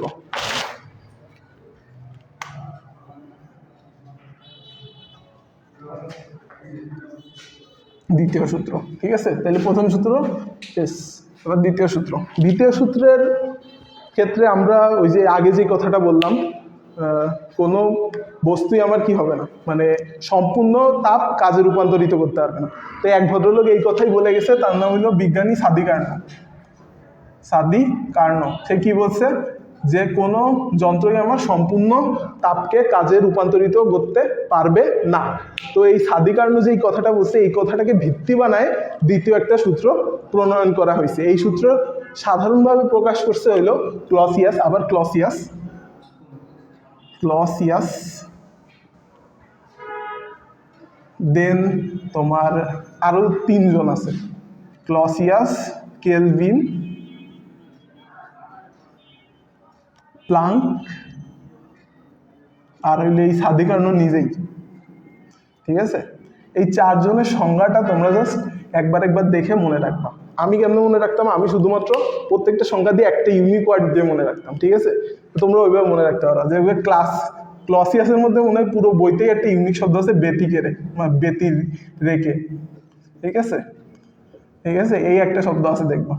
দেন তোমার কেলভিনের মধ্যে আছে শীতলতম, শীতলতম। কেলভিন তাপমাত্রার ক্ষেত্রে ইউজ করি, তো শীতলতম কথাটা মনে রাখাও সোজা, এটা আর কোনো সংজ্ঞার মধ্যে নাই। দেন প্লাঙ্কের সংজ্ঞার মধ্যে আছে তাপ ইঞ্জিন, কথাটা আছে, তাপ ইঞ্জিন। ঠিক আছে? আর তোমার কার্নো, কার্নো দেখো আগেও বলছে কোনো যন্ত্র এটাকে রূপান্তরিত করতে পারতেছে না, তাইলে ওর সঙ্গের মধ্যে আছে যন্ত্র কথাটা।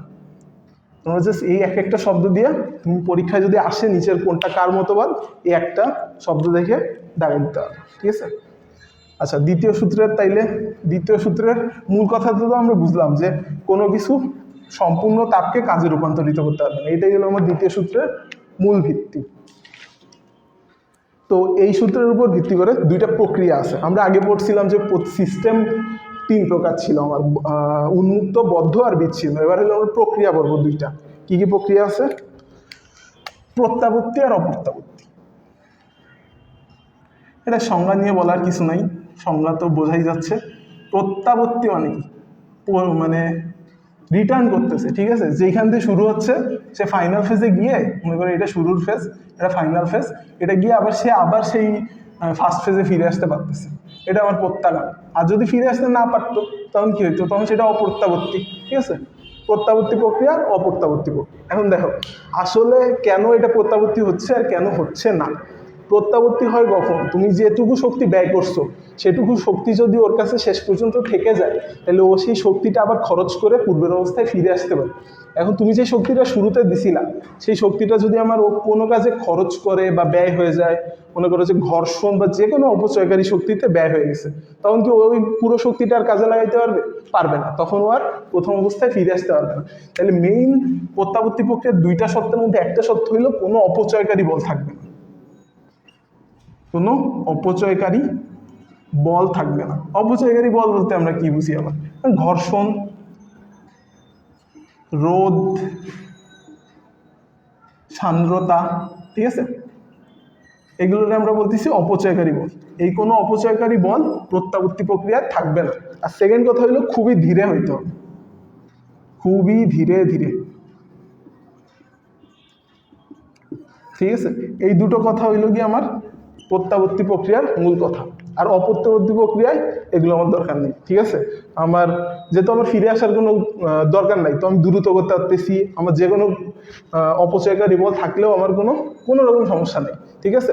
তাহলে এইটাই হলো প্রত্যাবর্তী আর অপ্রত্যাবর্তী প্রক্রিয়ার মধ্যে পার্থক্য। এখন দেখো, প্রত্যাবর্তী কিন্তু অনেকটা পারফেক্ট একটা প্রক্রিয়া হয়ে যাচ্ছে, ও যে কোনো পথে যাচ্ছে আবার যে কোনো পথে ফিরে আসতেছি, ঠিক আছে। তাইলে পারফেক্ট কোনো প্রক্রিয়া কিন্তু আমাদের প্রকৃতিতে নর্মালি হয় না। তাহলে প্রকৃতিতে প্রত্যাবর্তী প্রক্রিয়া হয় না। প্রকৃতিতে কোন প্রক্রিয়া হয়? প্রকৃতিতে হয় হলো অপ্রত্যাবর্তী প্রক্রিয়া। তাইলে প্রাকৃতিক প্রক্রিয়া, অপ্রত্যাবর্তী প্রক্রিয়া প্রাকৃতিক, স্বতঃস্ফূর্ত,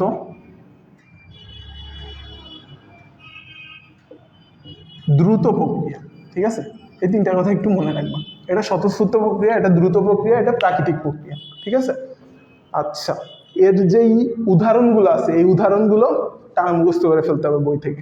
একটা উদাহরণ আমি বলি, যে প্রত্যাবর্তী প্রক্রিয়া নর্মালি প্রকৃতিতে নাই, তারপরেও সাপোজ তোমার কাছে পানি আছে, ঠিক আছে, 0°C তাপমাত্রার 1 গ্রাম পানি আছে।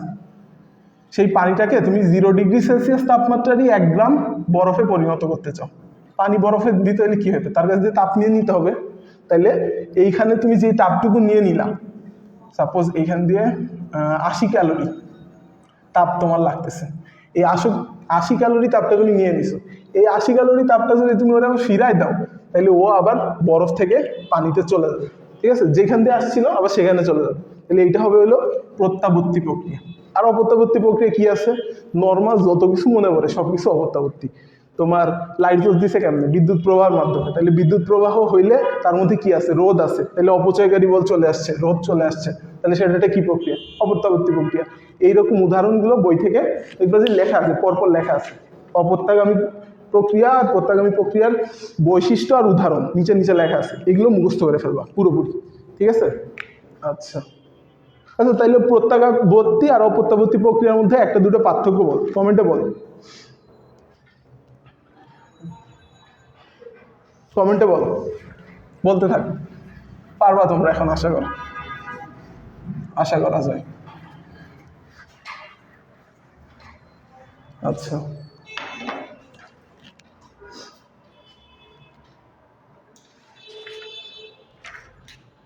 এবার আসো একটা লেস ইম্পর্টেন্ট জিনিস, সেটা হলো কার্নোট চক্র। কার্নোট চক্রের মধ্যে তোমার জাস্ট কি কি প্রক্রিয়াগুলো আছে সেগুলো জানো। 4টা প্রক্রিয়া। 1 নাম্বার সমষ্ণ প্রসারণ, 2 নাম্বার রুদ্ধতাপীয় প্রসারণ, দেন আবার সমষ্ণ সংকোচন। সমষ্ণ সংকোচন, দেন আবার লাস্টে রুদ্ধতাপীয় সংকোচন। এইটুকু জানলেই না, আর কিছু লাগবে না, ঠিক আছে। কার্নোট চক্রের প্রক্রিয়াগুলো।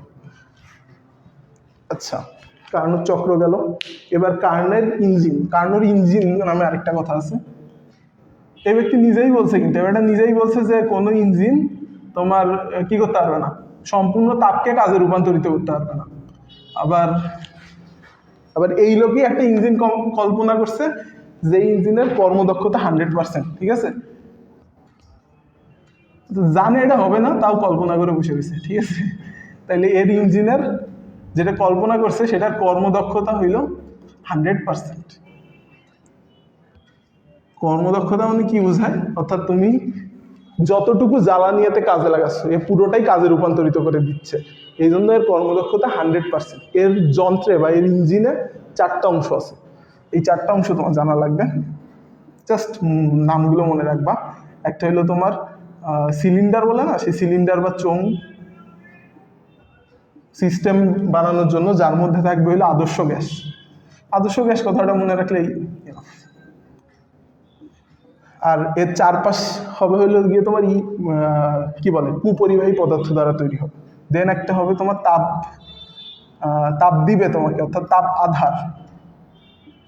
দেন আরেকটা জিনিস হবে তাপ গ্রহিতা, ঠিক আছে, যাকে এ তাপ দিয়ে দেবে, যেইটুকু তাপও অবশিষ্ট থেকে যাবে সেইটুকু তাপও ওকে দিয়ে দেবে, যেটুকু কাজে রূপান্তরিত করতে পারে না।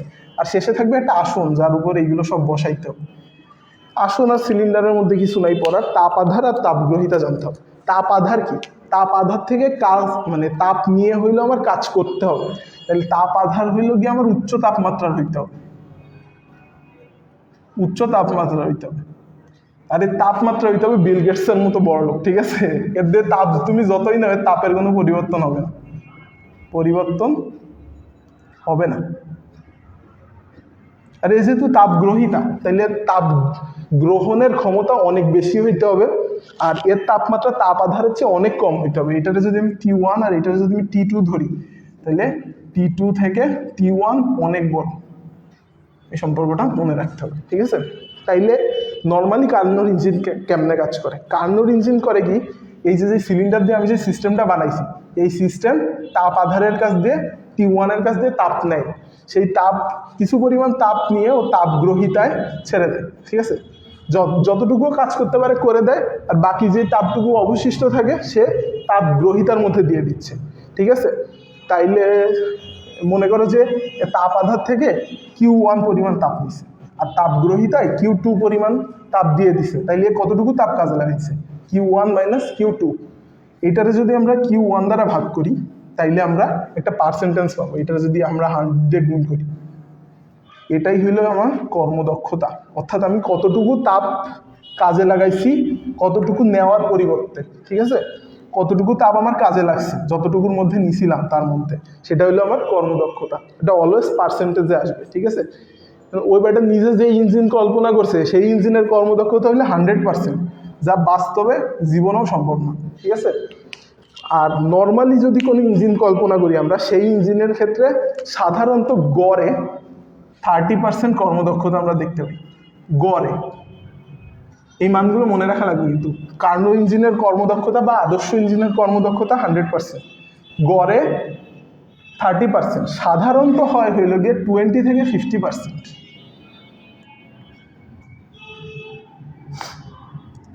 আর সর্বোচ্চ হইতে পারে 50%। 50% হইল সর্বোচ্চ কর্মদক্ষতা, ঠিক আছে। এটুকু মনে রাখবা, বুঝতে করে ফেলবা এই 3টা মান। 2টা বইতে আছে, আরেকটা বাইরে থেকে, ঠিক আছে। সর্বোচ্চ সর্বনিম্ন গেল, তাপ ইঞ্জিনের দক্ষতা গেল, কার্নো ইঞ্জিনের দক্ষতা গেল। আচ্ছা এটা ম্যাথ করো তো, একটা তাপীয় ইঞ্জিন তাপ গ্রহণ করছে যতটুকু, তার 70% তাপ বর্জন করছে, 70% বর্জন করছে, তাহলে কর্মদক্ষতা কত? কত বলো?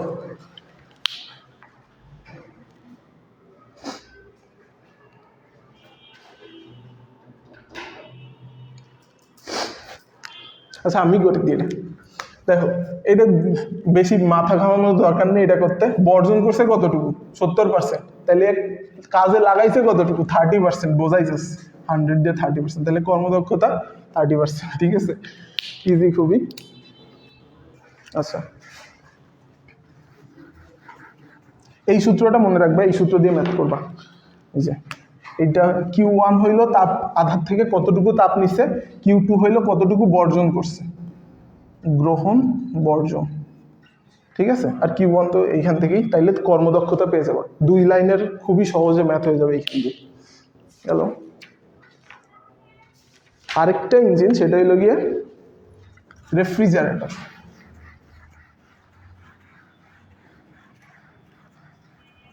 এই যে আমরা দ্বিতীয় সূত্র পড়তেছিলাম, প্রথম শূন্যতম সূত্রের উপর ভিত্তি করে আমরা পাইছিলাম থার্মোমিটার, শূন্যতম থার্মোমিটার। আর দ্বিতীয় থেকে আমরা পাচ্ছি আরো দুইটা যন্ত্র। কি কি বলতো? প্রথম থেকে আমরা কোনো যন্ত্র পাইনি, কারণ প্রথম সূত্র সম্পূর্ণ তাপ সম্পূর্ণ কাজে কেউ রূপান্তরিত করতে পারে না। দ্বিতীয় সূত্র থেকে আমরা দুইটা জিনিস পাচ্ছি, একটা হলো তাপ ইঞ্জিন, আরেকটা হইলো রেফ্রিজারেটর। রেফ্রিজারেটর, তাহলে এই দুটো মনে রাখবা। দ্বিতীয় সূত্র থেকে আমরা কোন কোন মেশিন পাচ্ছি। আগে আমরা তাপ ইঞ্জিন নিয়ে কথা বলি। তাপ ইঞ্জিন কি করতেছে? কোনো এক কিছু দিয়ে তাপ নিয়ে সে তাপ গ্রহিতায় তাপ ত্যাগ করে বাকি যেই তাপটুকু এর কাছে আছে সেই তাপ দিয়ে সে কাজ করতেছে, অর্থাৎ তাপ শক্তিকে কাজে রূপান্তরিত করতেছে। ঠিক আছে, এটাতে বলা হচ্ছিল তাপ ইঞ্জিন। ঠিক আছে, তাপ ইঞ্জিন। তাপ ইঞ্জিনের ক্ষেত্রে আমার তাপটা কাজে রূপান্তরিত হচ্ছে। তাপ ইঞ্জিন কি কি আছে? তাপ ইঞ্জিন আছে তোমার তিন ধরনের। একটা হইলো গিয়ে তোমার বাষ্প ইঞ্জিন, পেট্রোল ইঞ্জিন, আর লাস্ট হইলো গিয়ে তোমার ডিজেল ইঞ্জিন। এখন কার কর্মদক্ষতা বেশি এই তিনটার মধ্যে? দেখো, যে তাপগ্রহিতায় কম তাপ ছেড়ে দেবে, যে তাপ আধার থেকে বেশি তাপ নিয়ে তাপগ্রহিতায় খুবই কম পরিমাণ ছেড়ে দিচ্ছে, বাকি সবটুকু সে কাজে পরিণত করতেছে, তার দক্ষতা সবচেয়ে বেশি। এখানে ডিজেলের দক্ষতা সবচেয়ে বেশি, তারপরে পেট্রোল, তারপরে বাষ্প। ঠিক আছে, তাহলে ডিজেল ইঞ্জিনের দক্ষতা হবে সবচেয়ে বেশি। এটা মনে রাখলেই হচ্ছে এখান দিয়ে খালি গেল। এবার রেফ্রিজারেটর এসো। রেফ্রিজারেটর হইলো পুরোপুরি এর উল্টো। এতে আমি কি করছিলাম? তাপ দিছিলাম, সেই তাপ আমার কাজে রূপান্তরিত হয়েছিল, তাই দিয়ে আমি কাজ করছিলাম। বিভিন্ন তাপ ইঞ্জিন দিয়ে আমরা কি করি, যে আমাদের মেশিন টেশিন চালানো লাগে সেগুলো চালাইছিলাম। বাট রেফ্রিজারেটরে কি হবে? এবার আমি আমার একটা যে যন্ত্র আছে সেই যন্ত্রটা কাজ করে সে তাপ নিয়ে নেবে আরেকজনের কাছ দিয়ে। ঠিক আছে, রেফ্রিজারেটর তো বোঝো, কোনো একটা বস্তু রেফ্রিজারেটরে রাখলে কি হয়, তা সে আরো ঠান্ডা হয়ে যায়। আমরা জানি যে শীতল বস্তু থেকে কখনো উষ্ণ বস্তুতে তাপ যায় না, কিন্তু রেফ্রিজারেটরে কিন্তু এটাই হয়, শীতল বস্তু থেকে উষ্ণ বস্তুতে তাপ যায়। এটা নর্মালি কখনো যাবে না, এটা স্বতঃস্ফূর্ত প্রক্রিয়া, জীবনেও না। তাইলে এই জন্য আমার এখানে শক্তি দেওয়া লাগতেছে, অর্থাৎ এখানে আমার কাজ করা লাগতেছে। এখানে শক্তি ব্যয় করে আমার শীতল বস্তু থেকে উষ্ণ বস্তুতে তাপ নিয়ে যাওয়া লাগতেছে। এই কাজটা করে কে? রেফ্রিজারেটরের কম্প্রেসর। ঠিক আছে, রেফ্রিজারেটর হইল তাপ ইঞ্জিনের সম্পূর্ণ বিপরীত। তাহলে তাপ ইঞ্জিনের বিপরীত যন্ত্র হইল রেফ্রিজারেটর। এ কি করে? কাজ করে সে শীতল বস্তু থেকে তাপ উষ্ণ বস্তুতে নিয়ে যায়। আর তাপ ইঞ্জিন কি করে? তাপকে কাজে লাগায় কাজ করে। ঠিক আছে, অর্থাৎ এখানে আমি তাপ দিলে কাজ পাচ্ছি, বাট এখানে আমার কাজ দিয়ে তাপ পাওয়া লাগতেছে। ঠিক আছে, সো উল্টা, দুইটা পুরোপুরি উল্টা। রেফ্রিজারেটর দিয়ে তোমার অ্যাডমিশন ক্ষেত্রে তেমন কিছুই লাগে না, একটা জিনিস ছাড়া, সেটা হলো কার্যকৃত সহগ। রেফ্রিজারেটরের কার্যকৃত সহগ হইল কে দ্বারা প্রকাশ করা হয়? কার্যকৃত সহগ। কে এর মান কত? কে এর মান হইল 2 থেকে 6 মধ্যে। যত মান বেশি হবে তত রেফ্রিজারেটর ভালো কাজ করতেছে। ঠিক আছে, অর্থাৎ তত দ্রুত সে ওরে ঠান্ডা করে দিচ্ছে। এটারে কে দ্বারা প্রকাশ করা হয়? কে। ঠিক আছে, এখানে খালি মানটা মনে রাখলেই হচ্ছে। এইখানে যে এই তোমার অপসারিত তাপ বাই সরবরাহিত কাজ, এটা মনে রাখার দরকার নেই। ঠিক আছে, এখান দিয়ে খালি এই রেফ্রিজারেটরের কার্যকৃত সহগ আর রেফ্রিজারেটরের তাপ ইঞ্জিনের পার্থক্যটা দুইটা আছে, এই দুটো মুখস্থ করলেই হচ্ছে। এবার আসে এদের লাস্ট জিনিস, এনট্রপি। আচ্ছা, আমরা কিন্তু প্রত্যেকটা সূত্র থেকে একটা রাশি পাইছি। ঠিক আছে, মনে করো তো শূন্যতম সূত্র থেকে কোন রাশি পাইছিলাম আমরা? দেখো, শূন্যতম সূত্র থেকে একটা রাশি পাইছি, প্রথম সূত্র দিয়েও একটা রাশি পাইছি, দ্বিতীয় সূত্র থেকেও আমরা একটা রাশিই পাবো। শূন্যতম সূত্র থেকে আমরা পাইছিলাম তাপমাত্রা, দেখা যাচ্ছে কিনা জানি না, যাই হোক, শূন্যতম সূত্র থেকে পাইছিলাম তাপমাত্রা। প্রথম সূত্র থেকে আমরা পাচ্ছিলাম হইল গিয়ে তোমার অভ্যন্তরীণ শক্তি।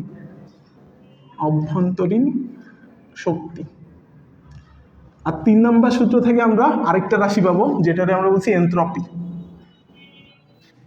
এই তিনটা জন্য টানা মুখস্থ থাকে, কোন সূত্র থেকে কোন যন্ত্র পাওয়া যায়, কোন সূত্র দিয়ে কোন কোন রাশি পাইছি, টানা মুখস্থ। ঠিক আছে, এখন আসো এনট্রপি কাকে বলে। দেখো, অভ্যন্তরীণ শক্তি কিসে, কোন প্রক্রিয়ায় স্থির ছিল? আমার সমষ্ণ প্রক্রিয়া। কেন? কারণ সমষ্ণ প্রক্রিয়ায় তাপমাত্রা স্থির ছিল। তাপমাত্রা আমরা বলছি একটা চলরাশি, তাহলে তাপমাত্রা স্থির ছিল। তো বিজ্ঞানী ক্লসিয়াস বলতেছে যেহেতু সমষ্ণ প্রক্রিয়া আমার কোন একটা তাপগতীয় রাশি ছিল যেটা স্থির ছিল, তাহলে আমার রুদ্ধতাপীয় প্রক্রিয়ায় সেম অবস্থা। রুদ্ধতাপীয় প্রক্রিয়ায়ও আমার এমন তো একটা রাশি থাকবে যেটা পরিবর্তন হবে না, যেহেতু আমার তাপের কোনো আদান প্রদান হচ্ছে না। তো সেই রাশিটার নাম দিছে এনট্রপি। অর্থাৎ রুদ্ধতাপীয় প্রক্রিয়ায় যে রাশি স্থির থাকে তাকে আমরা বলছি এনট্রপি। এনট্রপি কি? এনট্রপি এটাই, রুদ্ধতাপীয় প্রক্রিয়ায় যেই জিনিসটা স্থির, ও জানতো না কি স্থির, তাই ওর নাম দিছে এনট্রপি। এটা হলো বিশৃঙ্খলার পরিমাপ, ঠিক আছে? বিশৃঙ্খলার পরিমাপ। রুদ্ধতাপীয় প্রক্রিয়া এটা চেঞ্জ হয় না, তাহলে এটা কখন চেঞ্জ হবে? যখন কোথাও তাপের আদান প্রদান হবে তখনই এটা চেঞ্জ হয়ে যাবে। তাহলে এটা তাপের আদান প্রদান হইলে চেঞ্জ হবে, তাপের আদান প্রদান। এটা রুদ্ধতাপীয় প্রক্রিয়া স্থির। আরো একটা প্রক্রিয়া এটা স্থির, সেটা হলো প্রত্যাবর্তী প্রক্রিয়া। প্রত্যাবর্তী প্রক্রিয়া এটা জিরো, বাট অপ্রত্যাবর্তী প্রক্রিয়া এটা জিরো না, কারণ অপ্রত্যাবর্তী প্রক্রিয়ায় তাপের আদান প্রদান হয়, ঠিক আছে? এইটাই তো প্রত্যাবর্তী প্রক্রিয়া কি হয়, যেমনি শুরু হচ্ছিল আবার সেই অবস্থায় চলে আসে, কোনো কিছু আদান প্রদান নেই, সব দিয়ে দিছে, এই জন্য জিরো। বাট এই ক্ষেত্রে এর পরিবর্তন আছে। আর আমরা জানি যে প্রকৃতিতে অধিকাংশ প্রক্রিয়াই কি অপ্রত্যাবর্তী প্রক্রিয়া, ঠিক আছে? সেই হিসেবে আমার যত অপ্রত্যাবর্তী প্রক্রিয়া প্রকৃতিতে চলতেছে সবকিছুর কারণে এনট্রপি বা বিশৃঙ্খলা বৃদ্ধি পাচ্ছে। সো যখন এক সময় সবকিছু তাপের আদান প্রদান হইতে হইতে তাপ সবকিছুতে সমান হয়ে যাবে, তাপমাত্রা সমান হয়ে যাবে, তখন জগতে তাপীয় মৃত্যু ঘটবে, ঠিক আছে? তাপীয় মৃত্যু, এটা জাস্ট জেনে রাখো, নাই তাপীয় মৃত্যু। তাহলে এনট্রপি বাড়তে বাড়তে এক সময় জগতে তাপীয় মৃত্যু হবে, এনট্রপি সবকিছুর সমান হয়ে যাবে। এনট্রপি একটা কি বলে, এটা হইল গিয়ে পরিমাপ করা যায় না, বাট এটার পরিবর্তন পরিমাপ করা যায়, জাস্ট একদম ঠিক অভ্যন্তরীণ শক্তির মতো পরিবর্তন পরিমাপ করা যায়। এটা হইল গিয়ে পরিবর্তন। আর এটার আরেকটা নাম আছে, যে জিনিসটা ভুলে গেছি, সেটা হলো এনট্রপিকে বলা হয় তাপীয় জড়তা। তাপীয় জড়তা, কথাটা মনে রাখবা, তাপীয় জড়তা। আচ্ছা, এনট্রপি কেমনে প্রকাশ করে? এটা হইলো এনট্রপিকে প্রকাশ করা হইলো গিয়ে তোমার ডিএস দ্বারা। এনট্রপি পরিমাপ করা যায়, এর শুধুমাত্র পরিবর্তনটা পরিমাপ করা যায়, এই জন্য আমরা ডি দিছি। ডি মানে পরিবর্তন বোঝায়। ডিএস ইকুয়াল টু সমান সমান dQ/T, তাপের পরিবর্তন। যেহেতু তাপের আদান প্রদান ছাড়া এটা কখনোই চেঞ্জ হবে না। রুদ্ধতাপীয় প্রক্রিয়ায় কিন্তু DQ জিরো ছিল, এই জন্য ডিএসও কিন্তু জিরো হয়ে যাচ্ছে, দেখো। বাট এইখানে হবে না, এখানে ডিএস সমান সমান dQ/T। এটা যদি আমরা এক্সচেঞ্জ করি তাহলে DQ সমান সমান T ইন্টু ডিএস। এটাই হলো আমার তাপগতিবিদ্যার দ্বিতীয় সূত্র, ঠিক আছে? এনট্রপি দিয়ে আসতেছে, ঠিক আছে? তাইলে এনট্রপিতে দেখো কি হচ্ছে, এটা বিশৃঙ্খলা হচ্ছে, তাপের আদান প্রদান হচ্ছে, এটা একটা অপ্রত্যাবর্তী প্রক্রিয়া, এতে আমরা সম্পূর্ণ তাপ কাজে পাচ্ছি না, তাইলে এটা শক্তির নিত্যতা সূত্র মানে না। Last very very important point, তাপগতিবিদ্যার দ্বিতীয় সূত্র শক্তির নিত্যতা নীতি মানে না, নিত্যতা মানে না, ঠিক আছে? নিত্যতা মানে না। আর এনট্রপির একক, এখান দিয়ে একক বের করো, বলো একক কি হবে? ডিকিউ। কিউ এর একক কি?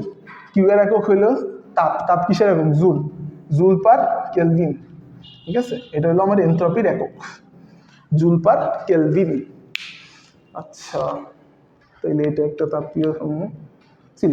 আচ্ছা দেখো, বাট চাপ আর তাপকে যেমন আমরা অনুভব করতে পারি, আমরা ডাইরেক্ট বুঝতে পারি, তেমনি এনট্রপিকে আমরা ডাইরেক্ট অনুভব করা যায় না, অনুভব করা যায় না, ঠিক আছে? ঠিক আছে, আচ্ছা। তো তাপগতিবিদ্যার ক্লাস এই পর্যন্তই।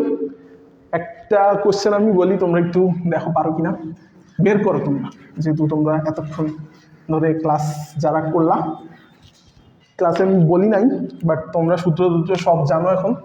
সো বলো, পরম শূন্য তাপমাত্রা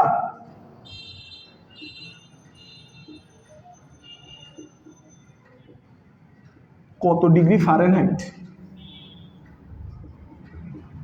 বলো কত ডিগ্রি ফারেনহাইট, বলো।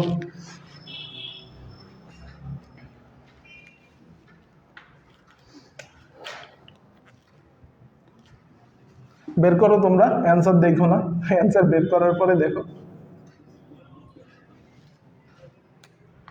আচ্ছা, আরেকটা কোশ্চেন যেটা বাদ থেকে গেছে সেটা হলো মানুষের। তোমাদের শুরুতে ধরছিলাম, তোমরা পারছিলাম, আমি দেখছিলাম। মানুষের তাপমাত্রা নির্ণয় করা হয় ফারেনহাইট স্কেলের মাধ্যমে। ফারেনহাইট, এই জন্য ফারেনহাইটকে বলা হয় কি বলতো? Clinical thermometer. ঠিক এই কারণেই এটা যেহেতু মানবদেহের সর্বোচ্চ তাপমাত্রা নির্ণয় করতে পারে, এই জন্য একে বলা হয় চরম থার্মোমিটার। তাহলে এটা ফারেনহাইট থার্মোমিটার, ক্লিনিক্যাল থার্মোমিটার, চরম থার্মোমিটার। আর এটা মাপতে পারে 95 ডিগ্রি থেকে 110 ডিগ্রি ফারেনহাইট। মানুষের শরীরের অ্যাভারেজ তাপমাত্রা কত? অবশ্যই অবশ্যই মুখস্থ রাখবা। 90, যেহেতু মেডিকেলে পরীক্ষা দিতে চাচ্ছ, ঠিক আছে, 94 ডিগ্রি ফারেনহাইট। এটা সেলসিয়াসে আনলে হয় 36.9 অথবা 37 ডিগ্রি সেলসিয়াস। তো এই পয়েন্টগুলো খাতায় লিখে নাও। তাপগতিবিদ্যার ক্লাস এই পর্যন্তই, ঠিক আছে? কারো কোনো কোয়েশ্চেন থাকলে আমাদের গ্রুপে করবা, গ্রুপে যে কুইজ দেওয়া হবে অ্যান্সার দিবা। ও কুইজ, আচ্ছা কুইজ হবে, কিন্তু আমাদের গ্রুপে প্রত্যেকদিন হয় এখনো। তোমাদের যে সকল কোশ্চেন দেওয়া হয়, তোমরা কোশ্চেনের সঠিক অ্যান্সার দিবা, তোমাদের জন্য প্রাইজ আছে, প্রত্যেক দিনই প্রাইজ আছে, ঠিক আছে? তো তোমরা অ্যান্সারগুলো দিতে থাকবা, ভালো করে কুইজগুলো ক্লিয়ার করবো। আমরা আর একটু পরে 10-15 মিনিট পরে সেকেন্ড ক্লাস শুরু করবো ইনশাল্লাহ। দেরি হয়ে গেছে এই ক্লাস শেষ করতে করতে, 8টায় শুরু করার কথা ছিল। তো এই পর্যন্তই থাকে এই ক্লাস। আসসালাম, হ্যাঁ শেষ করো সবাই।